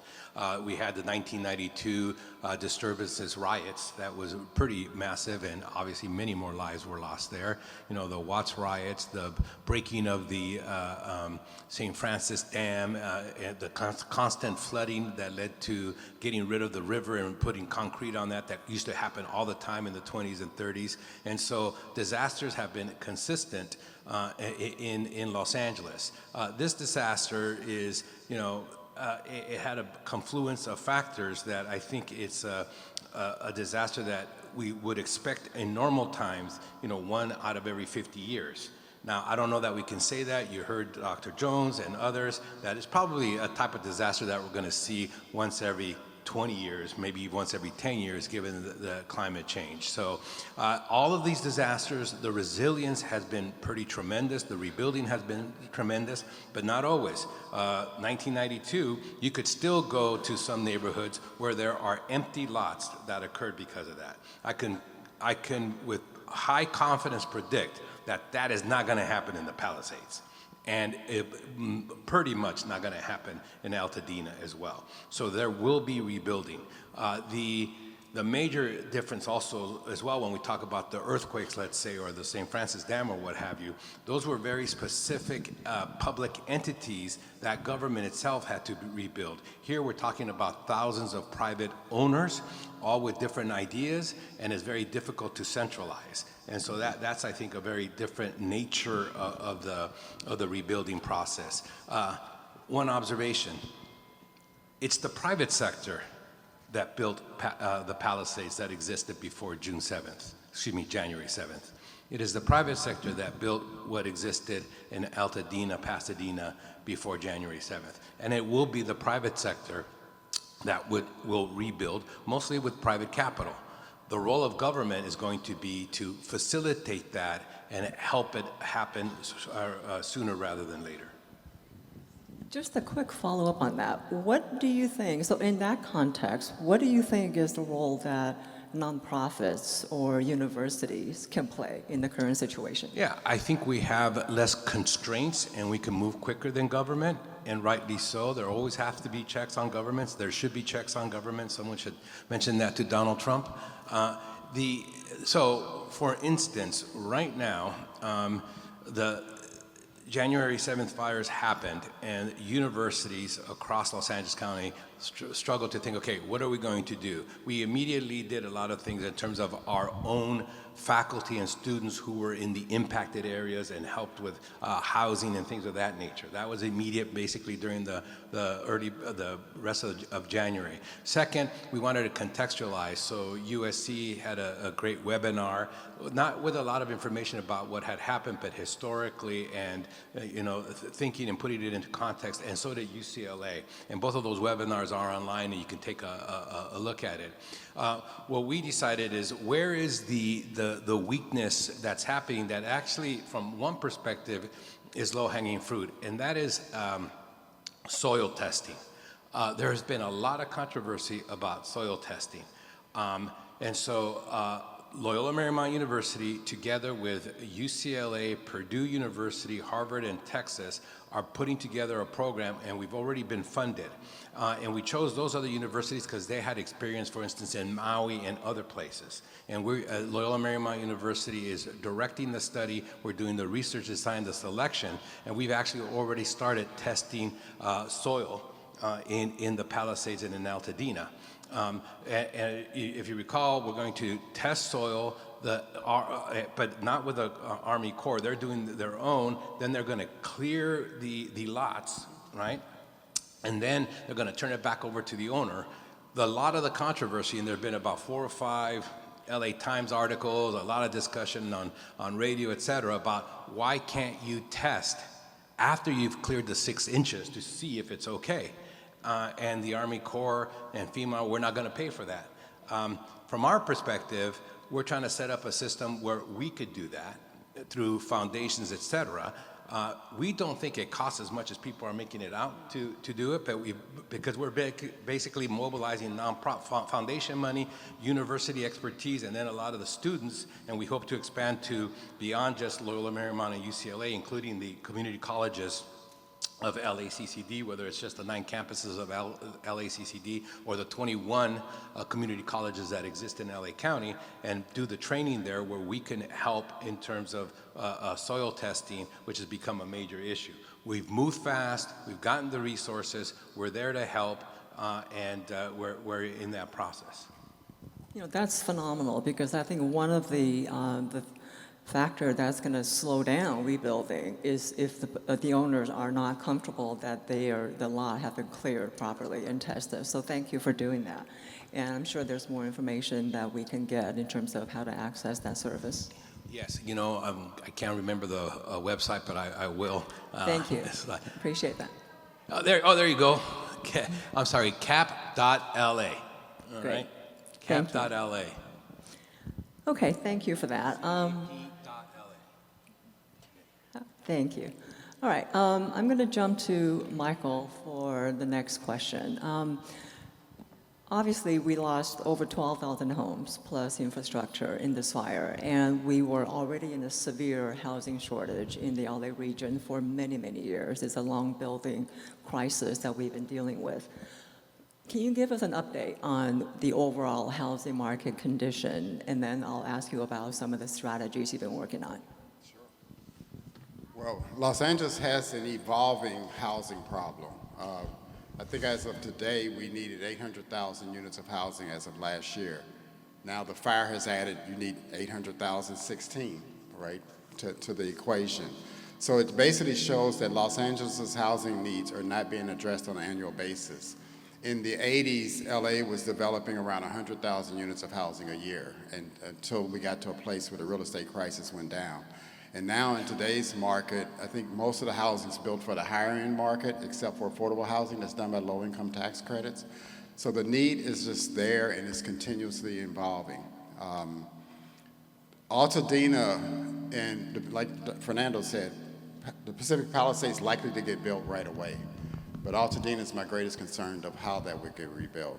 But I look at our housing need as an opportunity for economic growth across LA County, where we can look at it, if you need 800,000 units of housing, how do we come up with a process of meeting that goal over a system of production that helps us grow our economy? And before I go into your other question, that's where my thinking is right now. So I know that over the past few years, you've been working on a strategy along with some very credible and strong partners in terms of a global think tank and helping you kind of validate some of your research.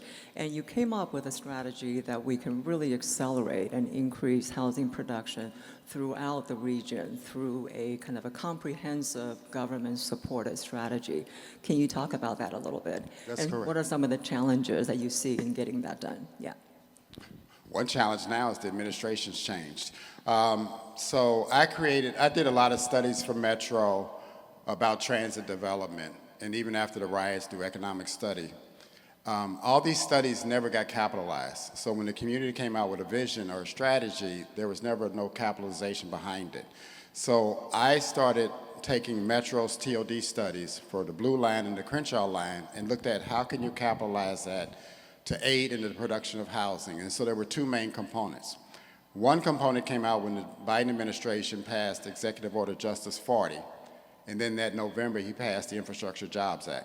𝗪𝗪𝗧 meant 40% of all federal funding went to underserved, underinvested communities. That went over a lot of political leadership's head. Basically what it meant is out of the $1.2 trillion, $480 billion got prioritized if you could write the deal. The second thing that we looked at was the climate funding and how to make that work as an investment in underserved communities leveraging 𝗪𝗪𝗧. So the strategy that I came up with was investing $1 billion per transit station around the stations along the Blue Lines as an economic development where you rebuild the water, electrical systems to greater capacity. And what you're doing is you're taking that cost out of developer fees to build in these communities. But you use it with private sector doing the work ahead of the federal funding so that you can employ young men from the communities and you could accelerate the development. Government can initiate things, but government can't lead it. It needs to really be done like a program management.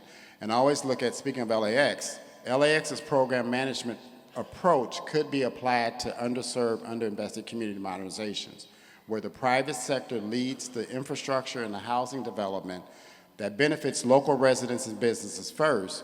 And in doing that, the global think tank showed if we invested, and I'll break it down for you a little bit, if we invested $1 billion, that would rebuild all the water utility lines, parks, sidewalks, everything in a half-mile radius. That's the way the federal funding rule was written. But you have to figure out how you pay it back.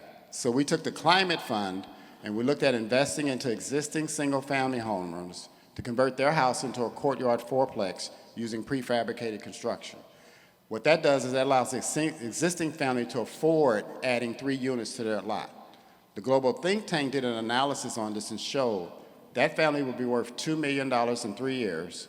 They would only have a debt service of $650,000. But now you've helped a family have a home plus 3 income properties, right?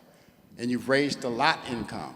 What that math equated to, you would generate $1 billion in salaries in that area, The county would earn $3.5 billion to $4 billion in new property taxes, $800 million in sales taxes. So we designed it as an economic chemistry that made individuals wealthier and part of the housing solution, but you grew jobs in the economy where it's needed most in Watts, Compton, Willowbrook, that would help the younger generation have a 9-year employment opportunity where the communities graduate out of poverty. That's a long explanation, but I looked at it in terms of programming housing, infrastructure, that creates an economic chemistry to create the new revenues to the government. It also generated $2.7 billion in GDP because of the savings. But when you listen to what Shannon was talking about, the economic outlook, and you looked at how Dr. Jones was talking about designing resiliency into our future construction, that becomes a method of addressing all those challenges at once in a way that's mutually beneficial to everyone. And so I'll stop. It's a long equation, but I'll stop right there. It is. It's obviously a very ambitious strategy that you have put together. And I think the power of a convening like this is we let more people, more organizations, and more companies know about it. So if anyone in the audience wants to learn more about what Michael's been working on and participate with you in some... We have a website about it. Yeah, absolutely. We'll make all that information available as well. So thank you for sharing that. And we'll come back to it just a bit later. Erica, over to you. So as a builder who work in both residential and commercial, given the current environment, obviously there's going to be a lot of rebuilding that needs to happen. What do you see as some of the opportunities and some of the challenges from your perspective? Thank you. So when we talk about opportunities, we think about urgency. Similar to how they mentioned earlier with Lisbon, the key takeaway was the ambassador, he implemented his strategy within a month. We're at 2 months currently. So when you think about opportunities, I think it comes from before we start to think about rebuild, because with the surveys done from universities, the majority of, the people, they're not even there yet. They're not thinking of rebuild. It is up to professionals and the government to think about that so that we're there when they're ready. So I think the number one thing is time. I think if implemented with these strategies, listening to Judy earlier, I think that we could really rebuild in 5 to 7 years. And I think that the only key component of, I don't know if that's my mic, and I think that the only key component that we have to talk about is organization and collaboration. So from a builder's perspective, thinking about this 5 days after the fire, it's simple from a builder's perspective. It is organize the construction, phase the development. That's just how you naturally think. You think about construction trucks all going at one time. You have inspectors that can usually see 10 to 15 properties a day because they're driving time all around the city, but if they're walking house to house, they could potentially see up to 50 or 60 properties. So when you think about efficiency, you think about all aspects, and I think, like mentioned before, this is something we've never seen, so we have to do something we've never done, and organize. I've been boots on the ground in Altadena specifically since 5 days after the fire. And I think that if we look to, don't downsize the public opportunity, but yet emphasize the public opportunity and incorporate what he mentioned about workforce development, we have a great opportunity to seize all of this in one. Because of the disaster, because of the layers of red tape, because of everything that is removed, we need to have more access. We have at the federal level, they've assorted, for phase 2, that's fine, but we need to have more access for the private sector, and that means for the residents, like she touched on it 100%. The residents, the only way that they're gonna get hope is that they know what they're building, what is to come. We treat this like a master development. We have one model. We've talked to several organizations. It is possible. They're doing it for the Olympics. We talk about construction schedule. We prioritize what is the most important in the communities, hospitals, schools, grocery stores. How are we going to revitalize the community? We talk about opportunities for temporary solutions. If we expedite the cleaning efforts of phase 2, and FEMA's already offered to mobilize mobile homes, we can get the community back within 6 months. But it's going to take public and private partnership, and it's going to take, like he said, it's that third tier. Government can facilitate, professionals lead, communities give their buy-in, their opinions, and we formulate that into a master plan. And I think with the world's attention, just like he mentioned, we have foundations that can make up the deficits. Can I follow up on that? Yeah, Erica is absolutely right, but just think about the challenge of that. We're saying public-private, but it's not like 2 or 3 entities in the private sector. It's like 16,000, And so right now, the Army Corps is trying to get rid of the debris. That will take thousands. I'm talking about maybe 10,000 truck trips out of there with debris. That's a transportation issue that has to happen, right?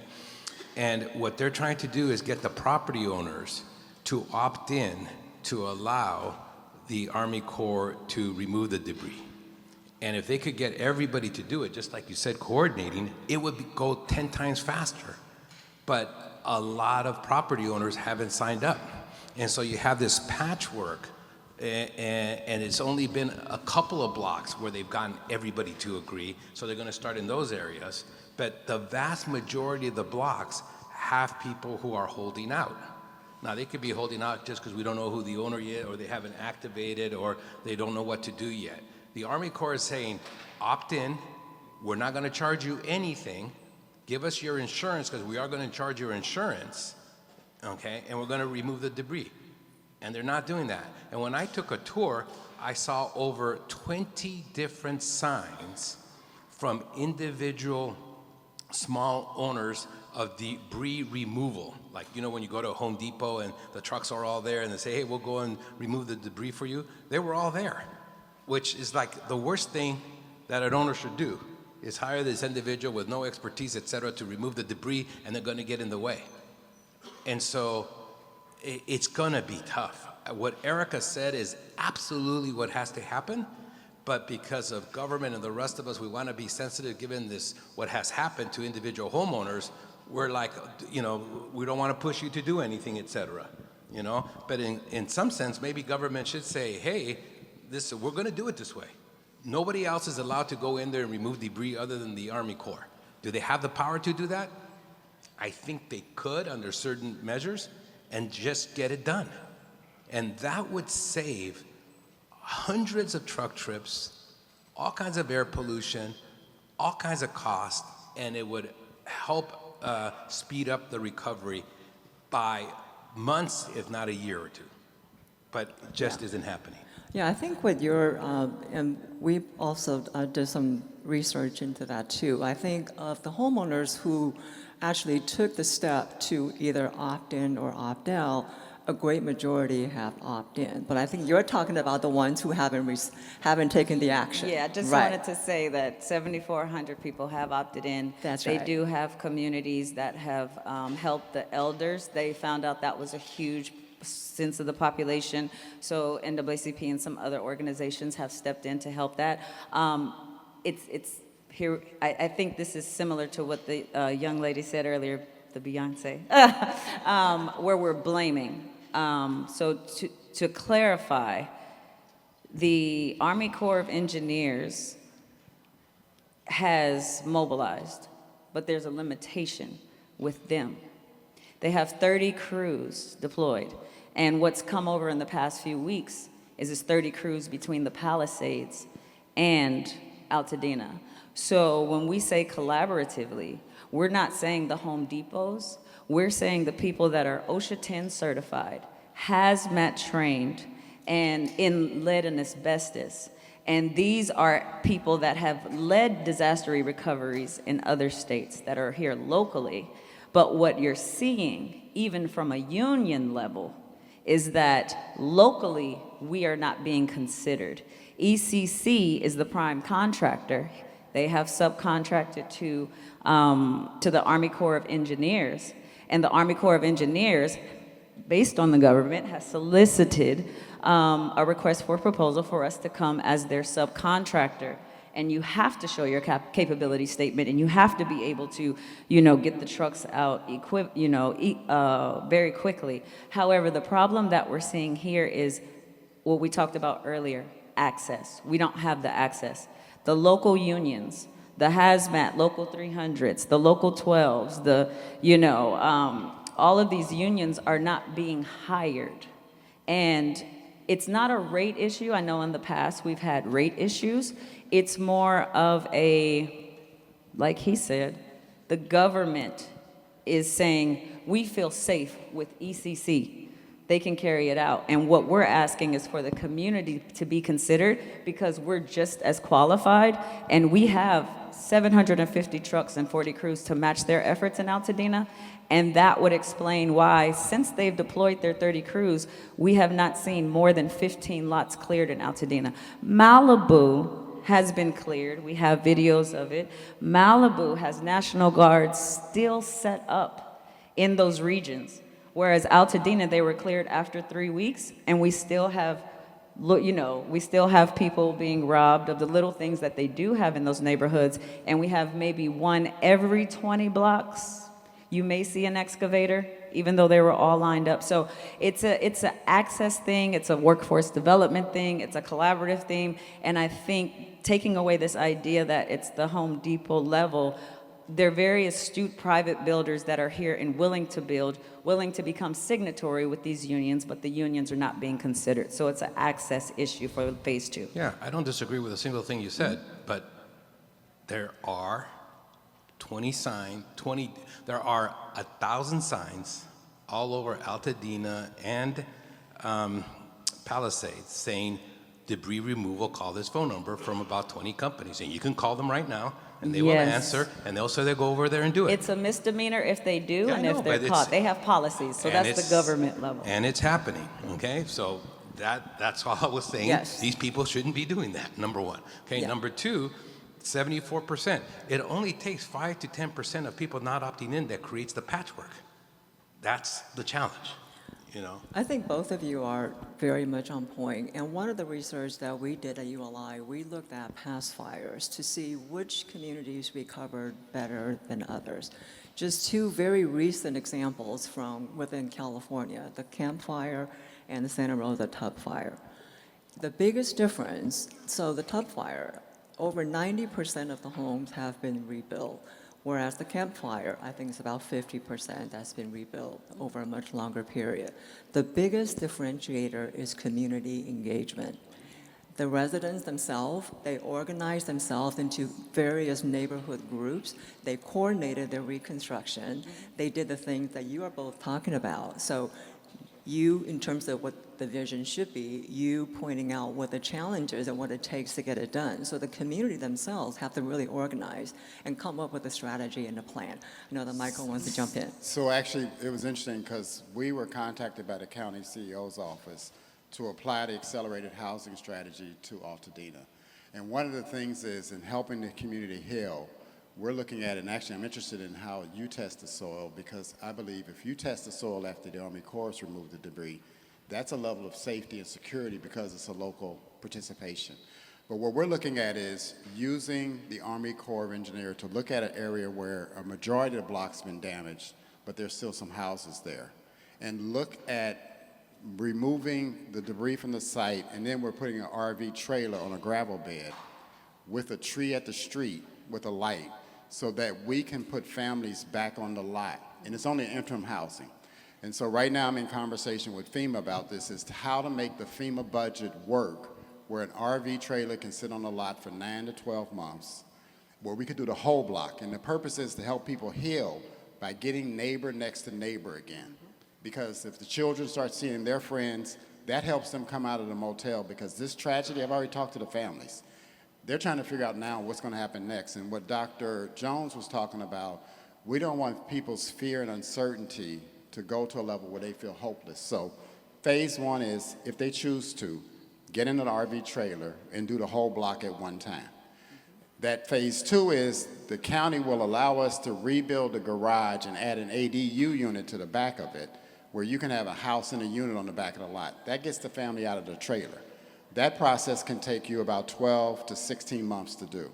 But what we're doing is we're taking families, putting them back on the lots, putting the income back into the neighborhood, starting to create that path where people drive back down the street the way they used to before this fire happened. And that starts to help them heal, but then we're nurturing the economy of the community to come back. And this is being proactive, and so right now we're in discussion with the FEMA and the Governor's Office of Emergency Services.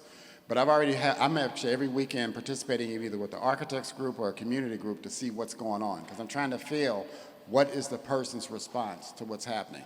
And the purpose is the government's not going to lead it in the right direct way. It's going to really need a proactive public partnership.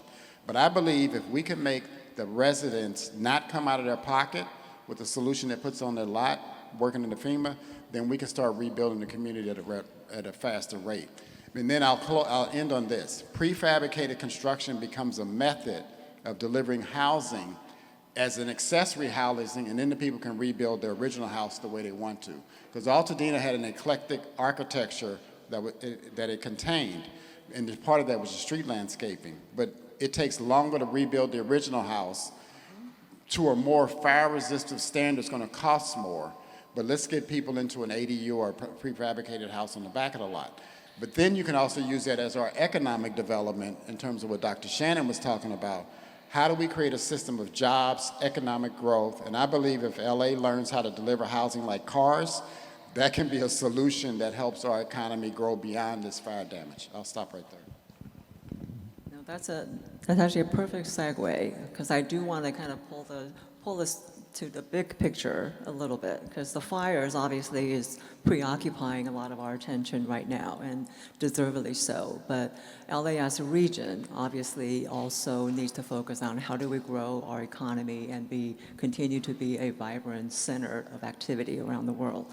So over the last several years, we have experienced out-migration, both from population and also businesses, to varying degrees. I think on the population front, I think domestic net migration is outbound, but we obviously have international migration coming in, as well as new birth, et cetera.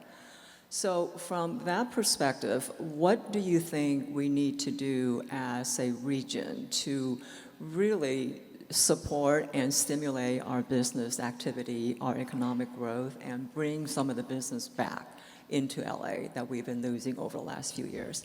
Michael, you want to chime in? I think the critical thing that LA needs to solve for is how people in the middle of the road can live in LA at a decent quality of life. Most of the population in the middle is left out. Most of the housing that's been built is either for very low income or either upper income. But as a result of that, our younger generations, when they get 30 plus years old, they have to move out of LA to raise a family because it's not affordable. Until we solve the ability to keep young families or young couples that want a family to live in LA, we're going to continue to lose that brain knowledge that we need to make Los Angeles successful. And often I look at the county sometimes I look at LA County like a garden. You got these beautiful parts of the garden, but we got these bad parts that you don't want people to look at when you're marketing the place. We have to improve those other parts, which are typically underinvested, BIPOC communities, brown and black communities that need significant investment so that those cultures and those communities can be part of our success going forward. That involves education, decent paying jobs. But the part of making that happen is, how do we modernize our communities? And that was the purpose of accelerated housing and transit development, was come up with a strategy to invest at scale in our underserved communities around our transit corridors, because by improving the quality of life around our transit corridors, you create a better passenger experience. Our two largest employment centers are downtown LA and Long Beach.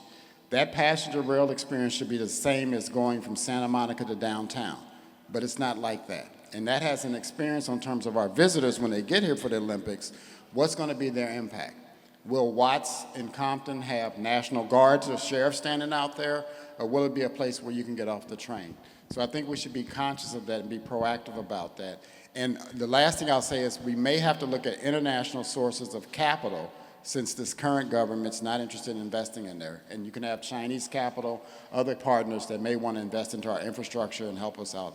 I'll stop Thank you. there. Dr. Guerra, you want to chime in? Yeah, this is a new demographic reality for our entire history in Los Angeles. Our population from one decade to the other grew at an extreme high rate, probably the highest rate in most of urban America. It is now not happening. So we are now a demographically mature city. We hardly grew from 2010 to 2020, really the first time in our history, right? Second, the demographic mix or ethnic mix of our population has consistently changed, from 100% indigenous, to a majority, 85% white, to now very multicultural, constantly changing. Again, that has stopped. It's basically been stabilized with the percentage of the population of every major ethnic group staying about the same for the last 15 years. And as a matter of fact, the number of whites, both in absolute numbers and in percentages, has actually increased in both the county and the city of Los Angeles in the last decade. So it is the end of white flight. Whites are no longer leaving Los Angeles County and Los Angeles City. They're actually at a higher number. This whole new demographic reality has certain consequences. And one of the consequences is if we're the same population and we have actually built 100,000 homes in the last 5 years, why do we have a rental problem? Just think about supply and demand. The population is the same, and we've built 100,000 new units, okay? Why is in supply and demand, that makes absolutely no sense.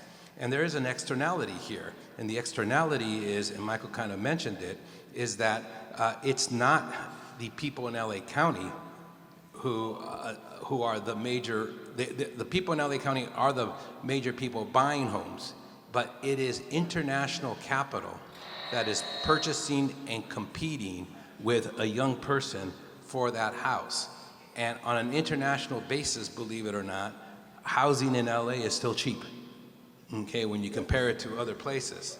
And so we, Angelenos, are competing with the world for our own houses in Los Angeles. And that's a significant problem. That is, in my mind, the number one reason that is causing the increase of housing is international capital and corporate and funds buying homes based on algorithms, unseen, shooting up the prices. That has to stop. That should be regulated. That is the role of government, and that is It's also a major local problem. too, because a group of middle-class families have gotten together to form investment pools after the real estate crisis in 2008. Middle-class families, actually, I know a guy doing it. They buy houses on the market and under the foreclosure just to rent out. They're not selling them. So we now have housing being absorbed just for rental by people as investors versus... Just one, there is a government solution to that, maybe not an overall solution, but, and I'm going to go deep into the weeds here.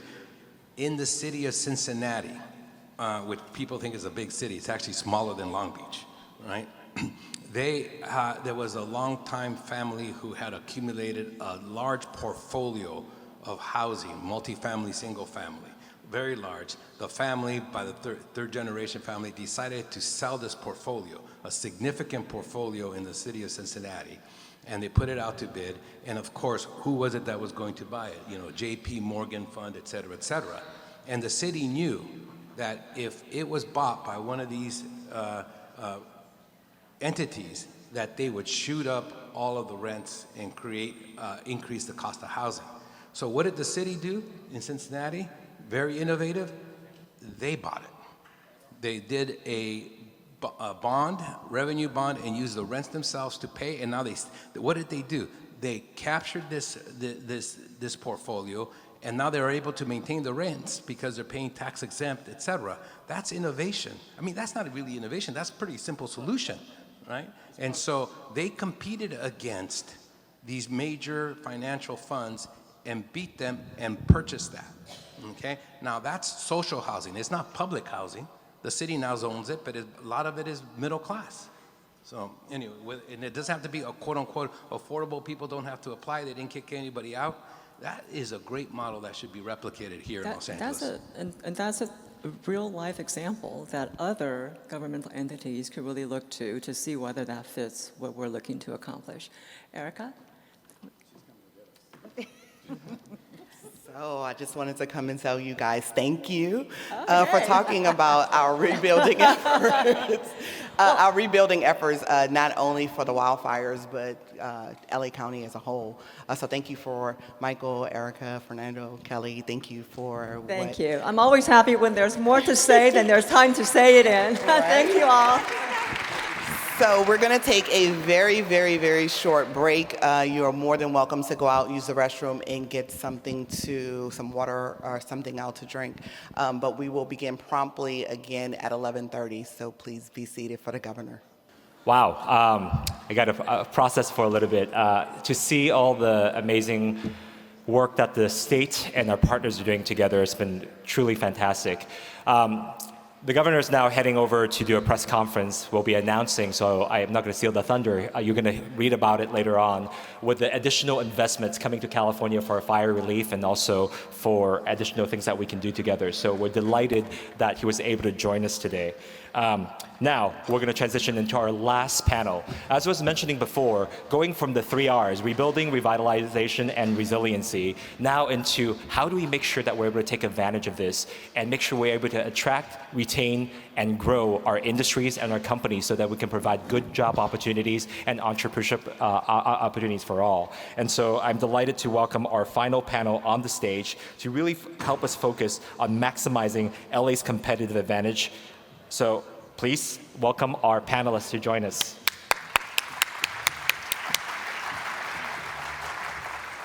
Okay.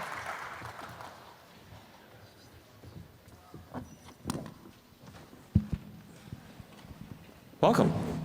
Wow. Okay, wow, okay. So before we start, if we can just have quick introductions by everybody so our audience members will know who are they learning from. Fran, we'll start with you. Okay, Fran Inman, Majestic Realty is my day job. I'm also part of SCLC that funded the study on the supply chain. And proudly, I wear the crown as the Queen of Freight. So it's all goods movement. Every day's a freight day. Excellent. And Fran, we're going to go into our systems of systems later on. So hold that thought. Ron. Ron Frierson, of course, I'm the chair of the LAEDC board. I'm also the director of economic development for the Western United States at Amazon. I also sit on the SCLC board as well. Perfect. And the governor actually set up the introduction. He talked about film and the television as well. Paul. Hi, Paul Audley. I'm the president of Film LA, which is the regional film office. It's a not-for-profit that's under contract to 16 cities and 5 school districts and an unincorporated county to manage filming and do all the research and data that you see frequently on the film industry. Great. Well, thank you for joining us as we're closing out this important day and really helping us shape the conversation now about the future of Los Angeles. Table setting here, I think a lot of you know through the data and the research that LAEDC has been conducting why the governor was mentioning that California as a whole, but LA is such an important center for economic development for not only this region, but for the nation, right? We talked about our population. Yes, there's been a slight decline, but it's close to 10 million people in LA County alone. Greater Los Angeles region is 18.7 million people. Our GDP last year has crossed over $800 billion. If we were a country, we'd be the 21st largest economy in the world, again, just LA County alone. Southern California combined together, our GDP is now over $2 trillion. Major, not only a county-sized economy, but the country-sized economy as a whole. And with all that, this is all sustained by the unique industries, the competitive industries that are here. So the first question to the group is, can you talk a little bit about why, and from your industry's perspective, the competitive advantage that you see your industry having for this region and how it relates to the rest of the nation. Okay? Can I jump in? Sure. So Majestic is a privately held commercial real estate developer, about 80 years old.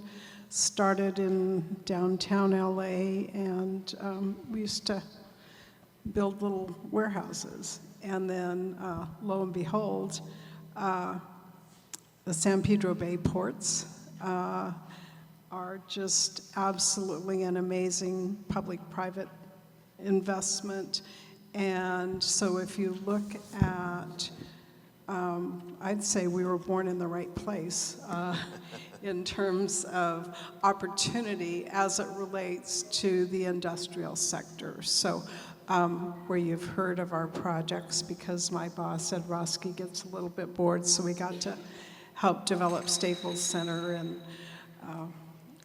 own and operate a casino and a few other one-off projects. But our core competency has really been around the industrial sector, and we have changed with that. And I think for all of us, if you're in LA, you have to read the book, The Mirage Factory, which is the story of really the turn of the 1800s or the 1900th century. So it's just an amazing glimpse. So catch a read, it's really good.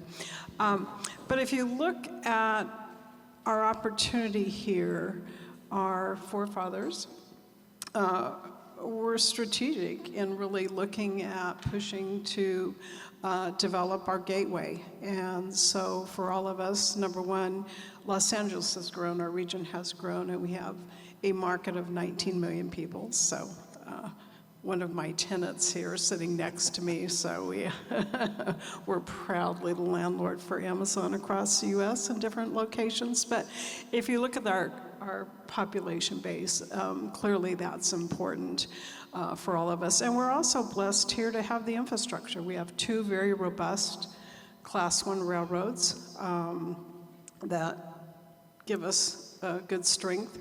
We have a dynamic, flexible trucking market. So I'd love to talk about the system of systems. And I think what we do have in place here is just the critical mass that matters.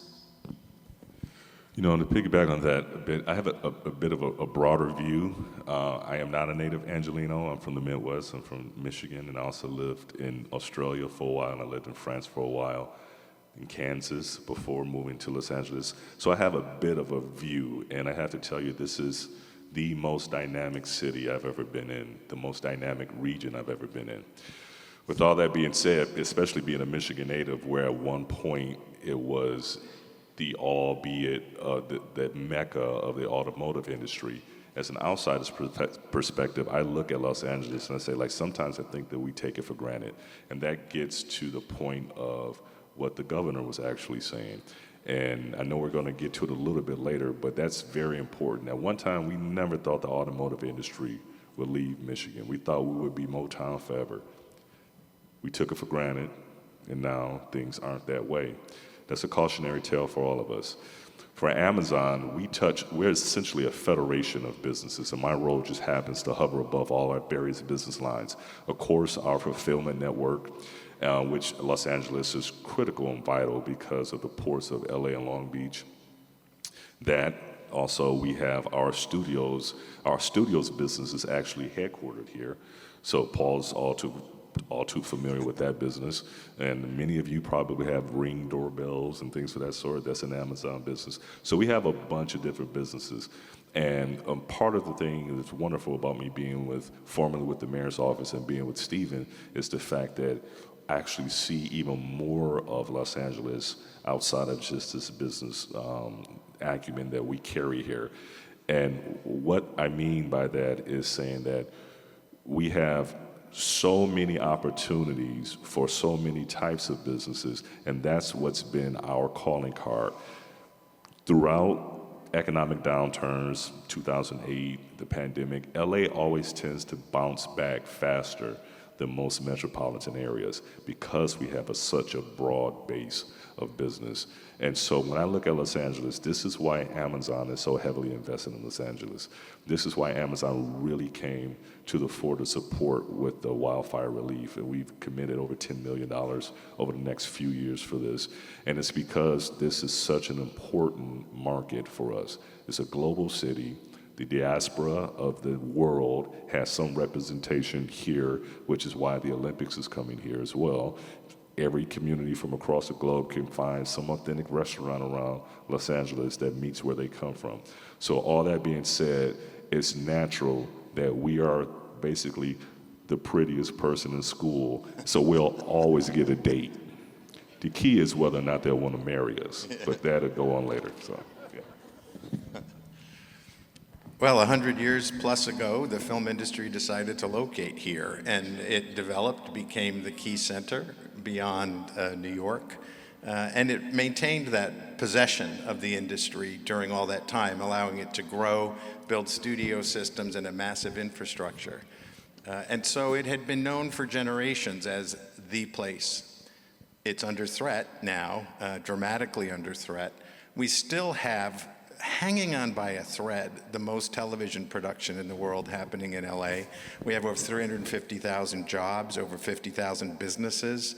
But we've gone from almost half the TV to 1 in 5 being produced here now, with competition across the world coming in to take this very lucrative business that supports so much of our industry and related businesses here in California.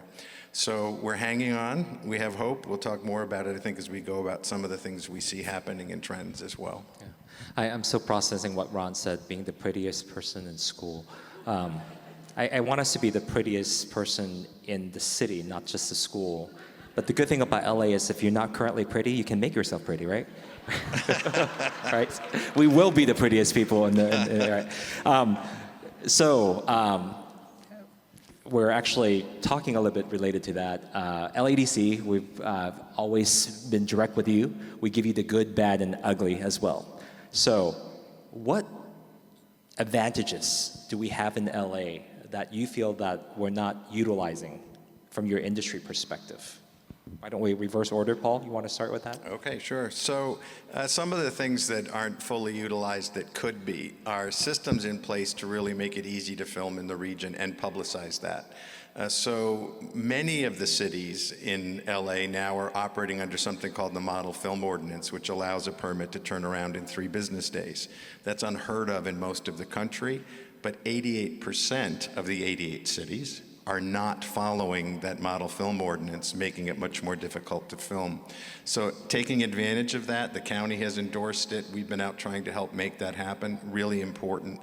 The other thing is knowing that the potential for growth here still exists, but there are problems that could be resolved by giving priority or fast-tracking things like stage development to sustain the industry here.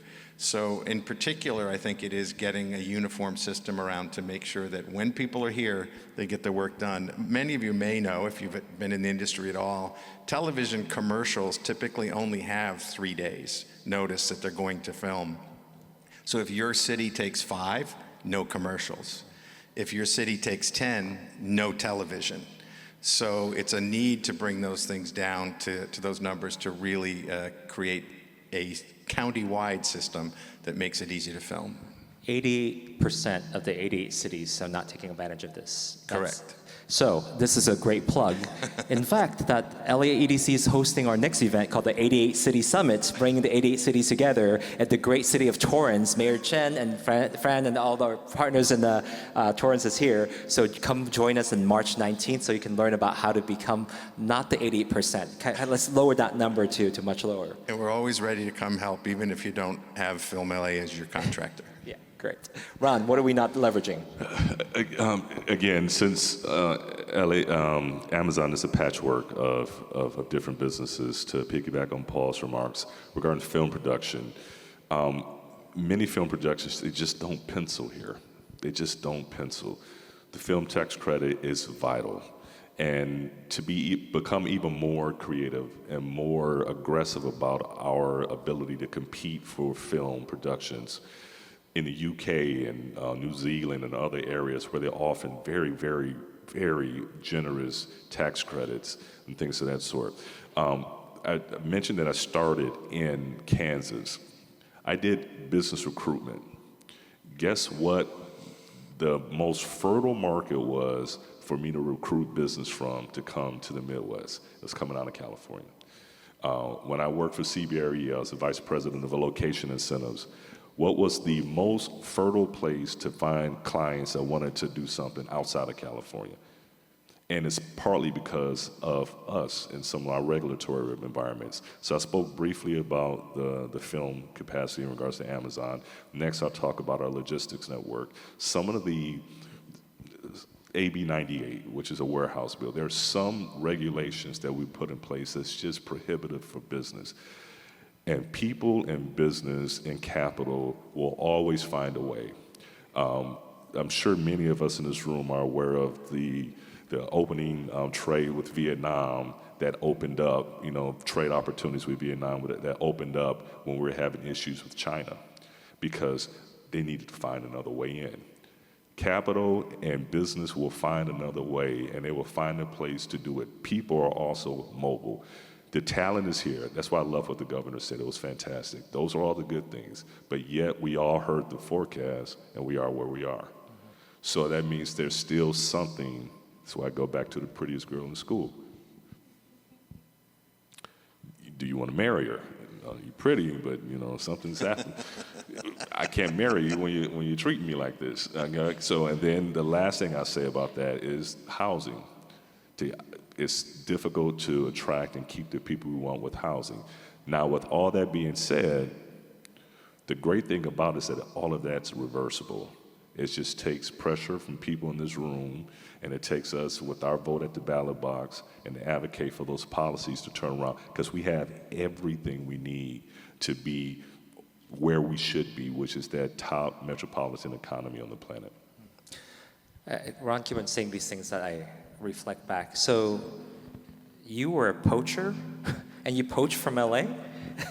The first time I was ever in the Wall Street Journal was in an article talking about companies leaving, and I had to set the reporter straight. I said it's not necessarily, and this was back in the early 2000s. I said it's not about whole mass exodus of companies leaving LA. What it was is that they would start to do their expansions outside of LA. So they get started here. Once they got to a certain point and the costs will rise and rise, then they will open up a branch somewhere else. And then because many of the corporate leaders may still be able to afford to live here, but that goes to another thing. But yes, in short, I used to do that. But you now can repent as the chair of LAEDC. You now can basically bring back the businesses. I had my road to Damascus moment. So, Fran, tell us what are we not leveraging? Oh my goodness, there's so much I could lean in. I'm going to go where one of the governor's comments about resting on our laurels. I think to hear that our film industry is hanging on by a thread is tragic, in my opinion, because it's one thing if you don't have it and you need to build an industry, but when you have it and lose it, I think that really, really hurts. Mm-hmm. So if I look at our logistics sector, when I started working in this sector, 20-some years ago, 2/3 of the nation's cargo came through our gateway. Today, we're down maybe 38% or something. So yes, we've had record numbers of volume come through, but I can tell you as a private company, if we lost half of our market share, we would be on code blue and no one would be getting a day off until we turned that around. So I think we have to do a better job of playing to our strengths. And our diversity is absolutely amazing, and I totally agree that we don't capitalize on that enough. I think we can't get out of our own way sometimes when it comes to our regulatory environment. I too have my hair on fire about AB 98. It was not good governance. It was a bill that came through in the last, barely in print before it could be voted on with no stakeholder participation. And so what we ended up was 28 pages of basically a bill that will make it impossible to grow the sector. And we won't recover from the fire without a robust supply chain. If you talk about the commitment from a lot of our companies to help be a part of that, we won't solve our housing crisis without a robust supply chain. And we continue to put barrier after barrier, never once going back and looking at what we've previously thought was a good idea and say, well, you know, that really didn't work, so let's take it off the books. So I think we need to beware of not resting on our laurels and really celebrating, playing to our strength. We have amazing strength, but it's ours to lose. Fran was mentioning early on about the Southern California Leadership Council commissioned a report with LAEDC. So early in the day, you heard from Shannon talking about our amazingly large team of 4 with Justin, Matt, and Dan, as well as Shannon, producing not only the economic forecast report, but the fire report that will be coming out tomorrow. But next week, we'll be releasing the trade and logistics report, quantifying that this industry is supporting currently over 900,000 jobs here in the Southern California region.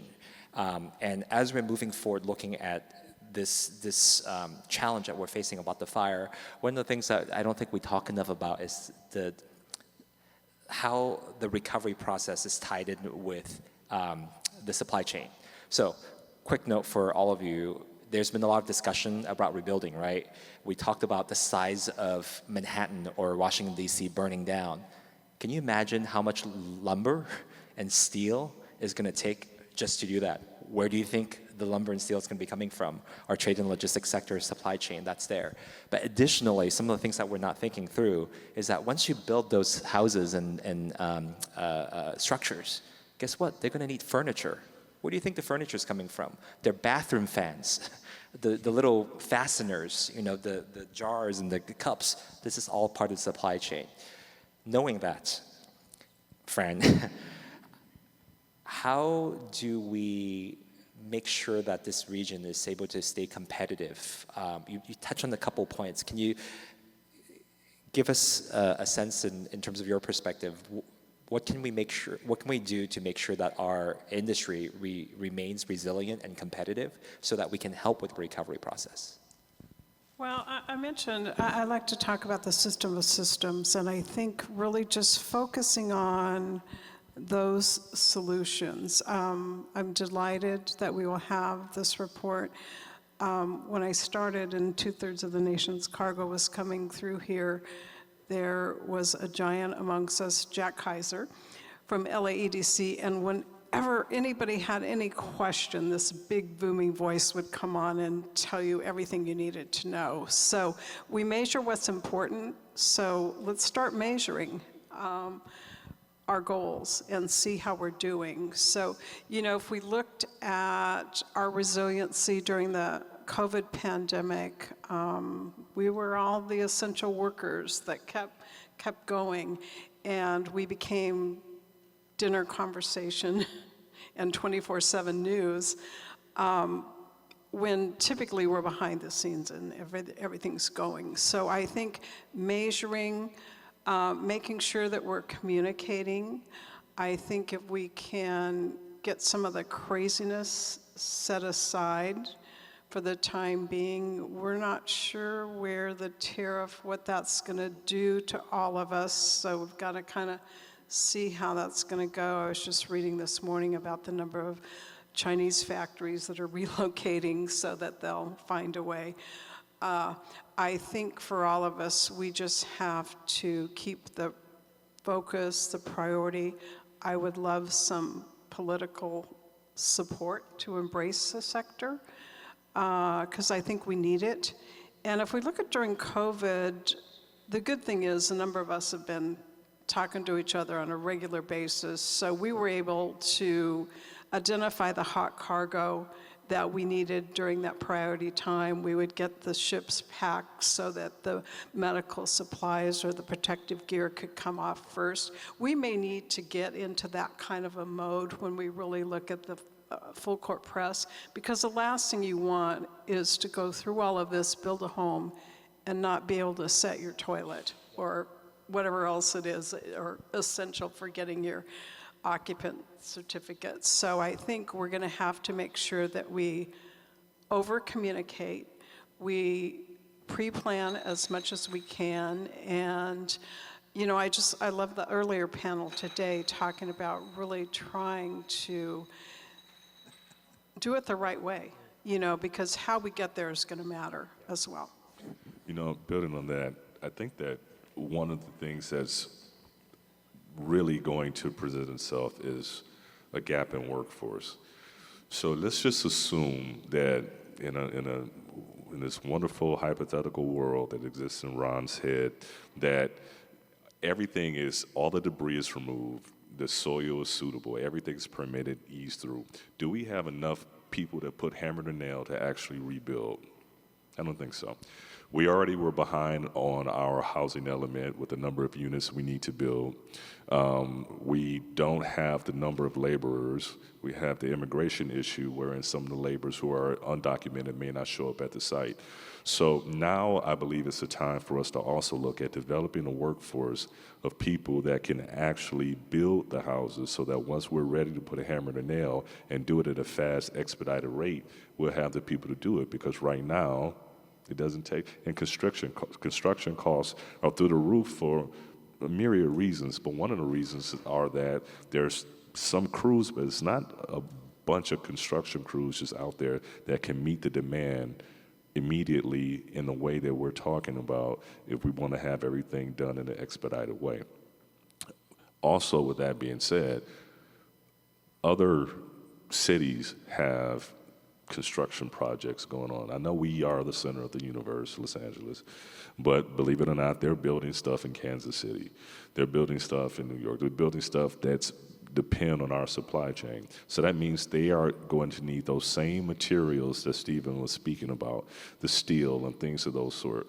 They're going to need that as well. So that's driving up prices. So we will hope that clearer heads at some point will prevail in DC at the federal level.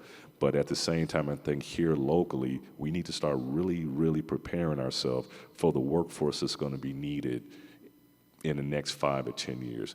These are jobs that can be created. These are jobs that don't require a college degree. These are things that we can do. And then it also may keep people here. In many of the trades, let's just say carpenters, for instance, I know that because I had some conversations with them. Do we have anyone from the carpenters trades in the house? Okay, so that means if I'm not completely accurate, no one will call me on it. That's good. All right. They're online. Well, okay. But they actually will pay for the training of their apprentices during that time. So we're talking about a flight of people. People run everything at the end of the day. It's all about people, whether or not we can have the workforce available to satisfy the demands of that employer. If the people go away, then the business will go away. If the people go away and Los Angeles continues to lose some of its dynamic population and its diversity, why is it? It could be a pass-through. Why is it that companies will want to invest here and have an access to this huge market if it's not a huge market? So we need to do things to keep the people here, to keep it a huge market, to make it an economic driver, and we can do it. A lot to unpack there. I'm going to come back to that, especially as the reason why we're here again is to talk about the connection between economic development and workforce development, right? We're in the community college so that we can start thinking about how to align the employers with their needs and how do we make sure that we're able to train the next generation of workers. I do want to highlight that there's been a lot of focus on two-year college and other options as well, which LA is a big market, so it's all of the above. But at the same time, we've also been seeing a decrease in people wanting to go to four-year college and get four-year degrees because of the cost of college and sometimes the loan process. But for a region like LA, we really need all of the above, right? The folks that are going through apprenticeship, through our labor partners, community colleges, four-year universities, postdoc, so on and so forth. We need all of it. And as we're looking at that, we'll get your thoughts in that. I want to transition a little bit in terms of things that you mentioned about rebuilding. In order for us, and sorry, the conversation over and over again touched back on the film and television industry. I want to go back to Paul about this. What do we need to build here? What kind of investment do we need to build here so that we can have the industry continue to grow, so that we can have these good paying jobs for our workers here? Well, there's sort of two pieces to this question. One is, what do we have to keep the industry here? Because we're losing key sub-infrastructure. Prop houses, one of the largest costume warehouses in the country closed recently. And so what do we have to do to keep it here? And the other is, what do we have to do to bring back and even encourage others? The biggest thing that's happening right now for us on that line is this development of new sound stages. And people will often say to me, yeah, but production's down. Why are you building new stages? Well, many of our stages are 100 years old. Many of them have not been updated and are small. In the meantime, our competitors are building massive high-tech stages, and we have to catch up. England has, in the last 5 years, has built 97% of new stages. We built 27%. And Georgia, 120%. Toronto, 60%. New stages, bigger, better. And so we have to have that infrastructure if we're going to bring back large film, which is virtually not here at all. If we want to encourage our studios to not build in Nevada and not buy stages in England and not build stages in Toronto, we have to make that possible for them by making the process quicker. There's sound stages that did open in Sun Valley, took 7 years to get the permits to break ground. That is ridiculous, and that is not going to encourage the development of these stages, which then supports that substructure. The reason LA is still popular at all is because it has everything still. It has the largest cast and crew base in the world. It has the largest infrastructure in the world underneath. But it won't last if we don't bring it back, and that's going to come around to money. To that point as well, it's very true that everything evolves. Nothing stays the same. And if you have something and is really worth having, like the film and television industry, the world will see that. And so they are developing their own mini Hollywoods across the globe. And we haven't stopped them. And we haven't stopped them. And then if you think about it, think about some of your major shows. A lot of them are either using green screens, many of them using green screens, and a lot of them are having foreign actors. There's when I say foreign actors, I mean actors that aren't Americans born in America. They may be British, they may be from other places around the globe. So eventually the talent pool will be reflective of that. Because if you are a top-of-the-line actor, you don't want to have to go over to another country for months away from your family shooting a production. You'd rather do it home. But to Paul's point, when we have aging studios, we have studios with inadequate technology that can help to foster these major productions, then that's what they have to do. But eventually what's going to happen is you're going to see a lot more even of the talent that's going to be offshore, so it's not going to be as much of an issue. They've already developed their other skills. It used to be where you had to get the bottom below the line skills, whether it's a grip and certain other post-production stuff. They can now do that over there now. They've set up the whole studio ecosystem, so they don't have to do it here. If we want to keep Hollywood in Hollywood, that's how we're going to do it. And the same thing goes for the logistics industry, just about every industry Amazon touches.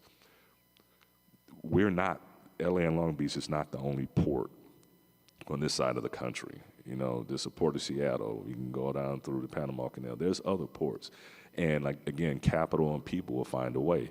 So what we need to do is make sure we stay on top of our policymakers to make sure they put forward the types of policies that are going to encourage investment and kind of dissuade the sort of regulation that inhibits or prohibits certain types of investment.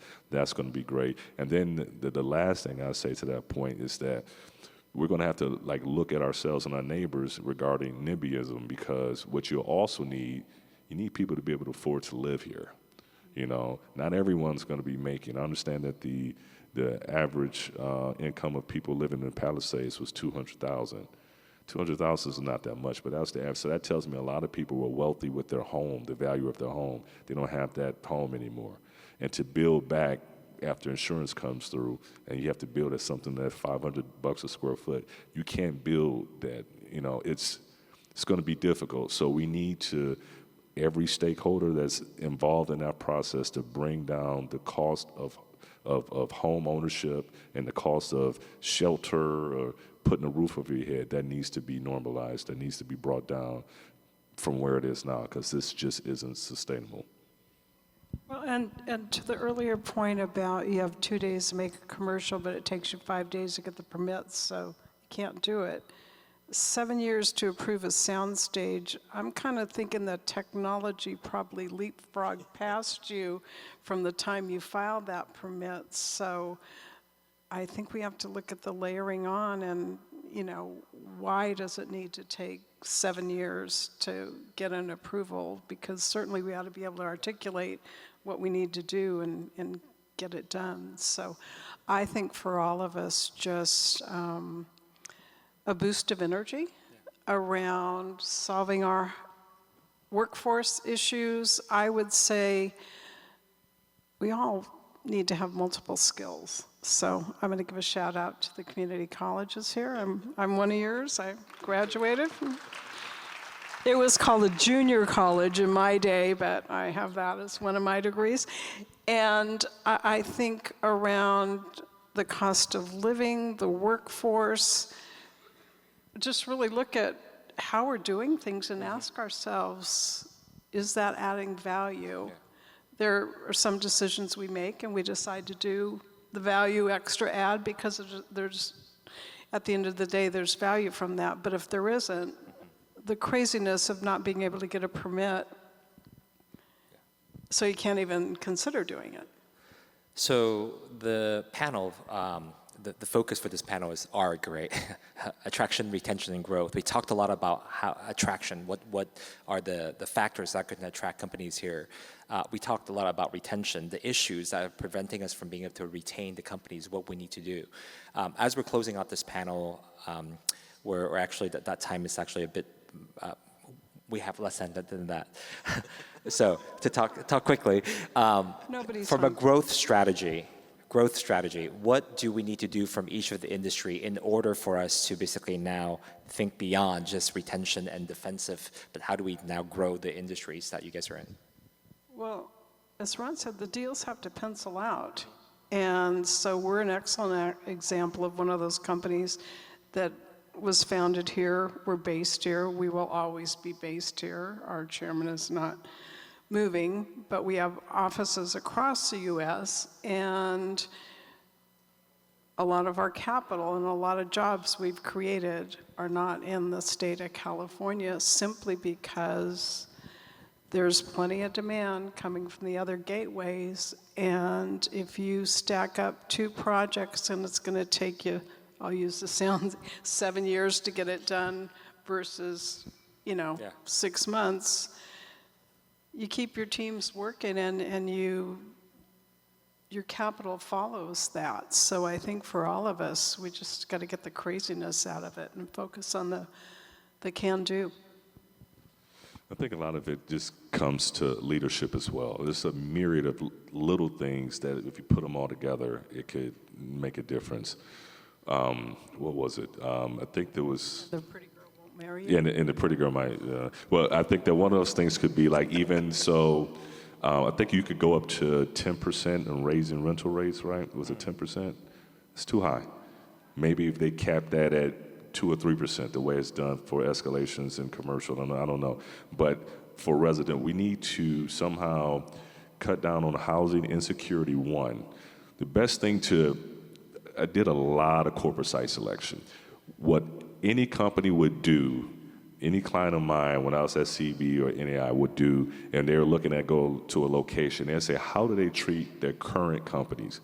Because a new company coming to town, that's all bells and whistles, the mayor come off of the ribbon cutting, and it's all just wonderful. But we would look to say, how do they treat their existing companies? Are their existing companies growing? Because after they get over the honeymoon stage of having you there as a new company, you're going to be just like one of those existing companies. So we need to take care of our the people who are here, take care of the people in Palisades and Altadena, remove all these barriers, whatever emergency actions that we put forth as an emergency measure, come out and say, this is going to be the way of doing business forever. Start to ingrain confidence that tomorrow is going to be better. That's one. Another thing I said is like, in regards, and I understand that some people have, real estate as investments for residential purposes, but still put a cap on that, because we have too much of a dire housing issue for us to start trying to just really capitalize, and then next thing you know, we're complaining about people sleep on the street and wondering where they all came from. Not everybody's mentally ill that's on the street, okay? And it's just not, like I said, the current things that we're doing right now is just not attainable.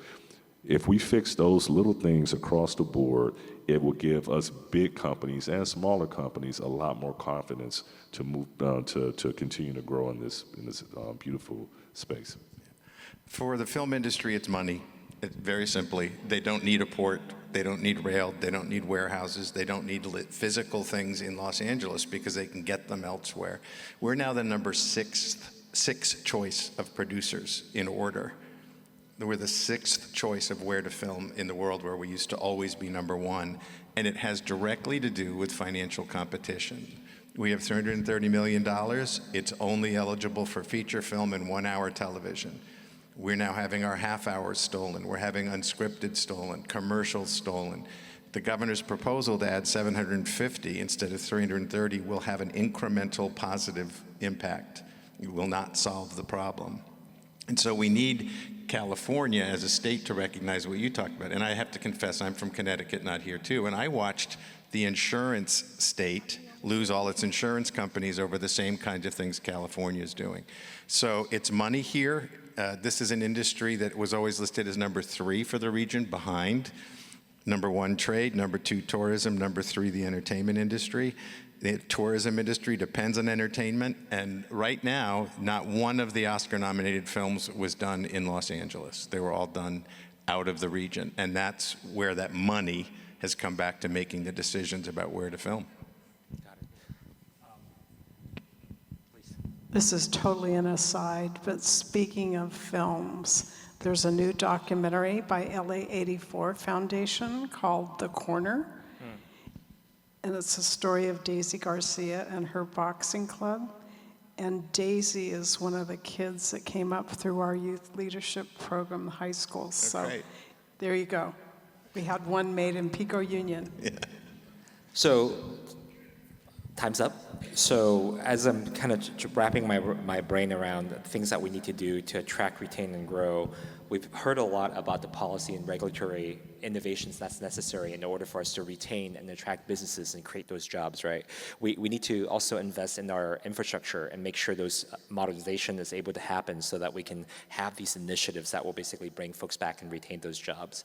And the importance of making sure the workforce development aspect, the workforce of the future has to be aligned as well. Those are the key elements that need to be in place.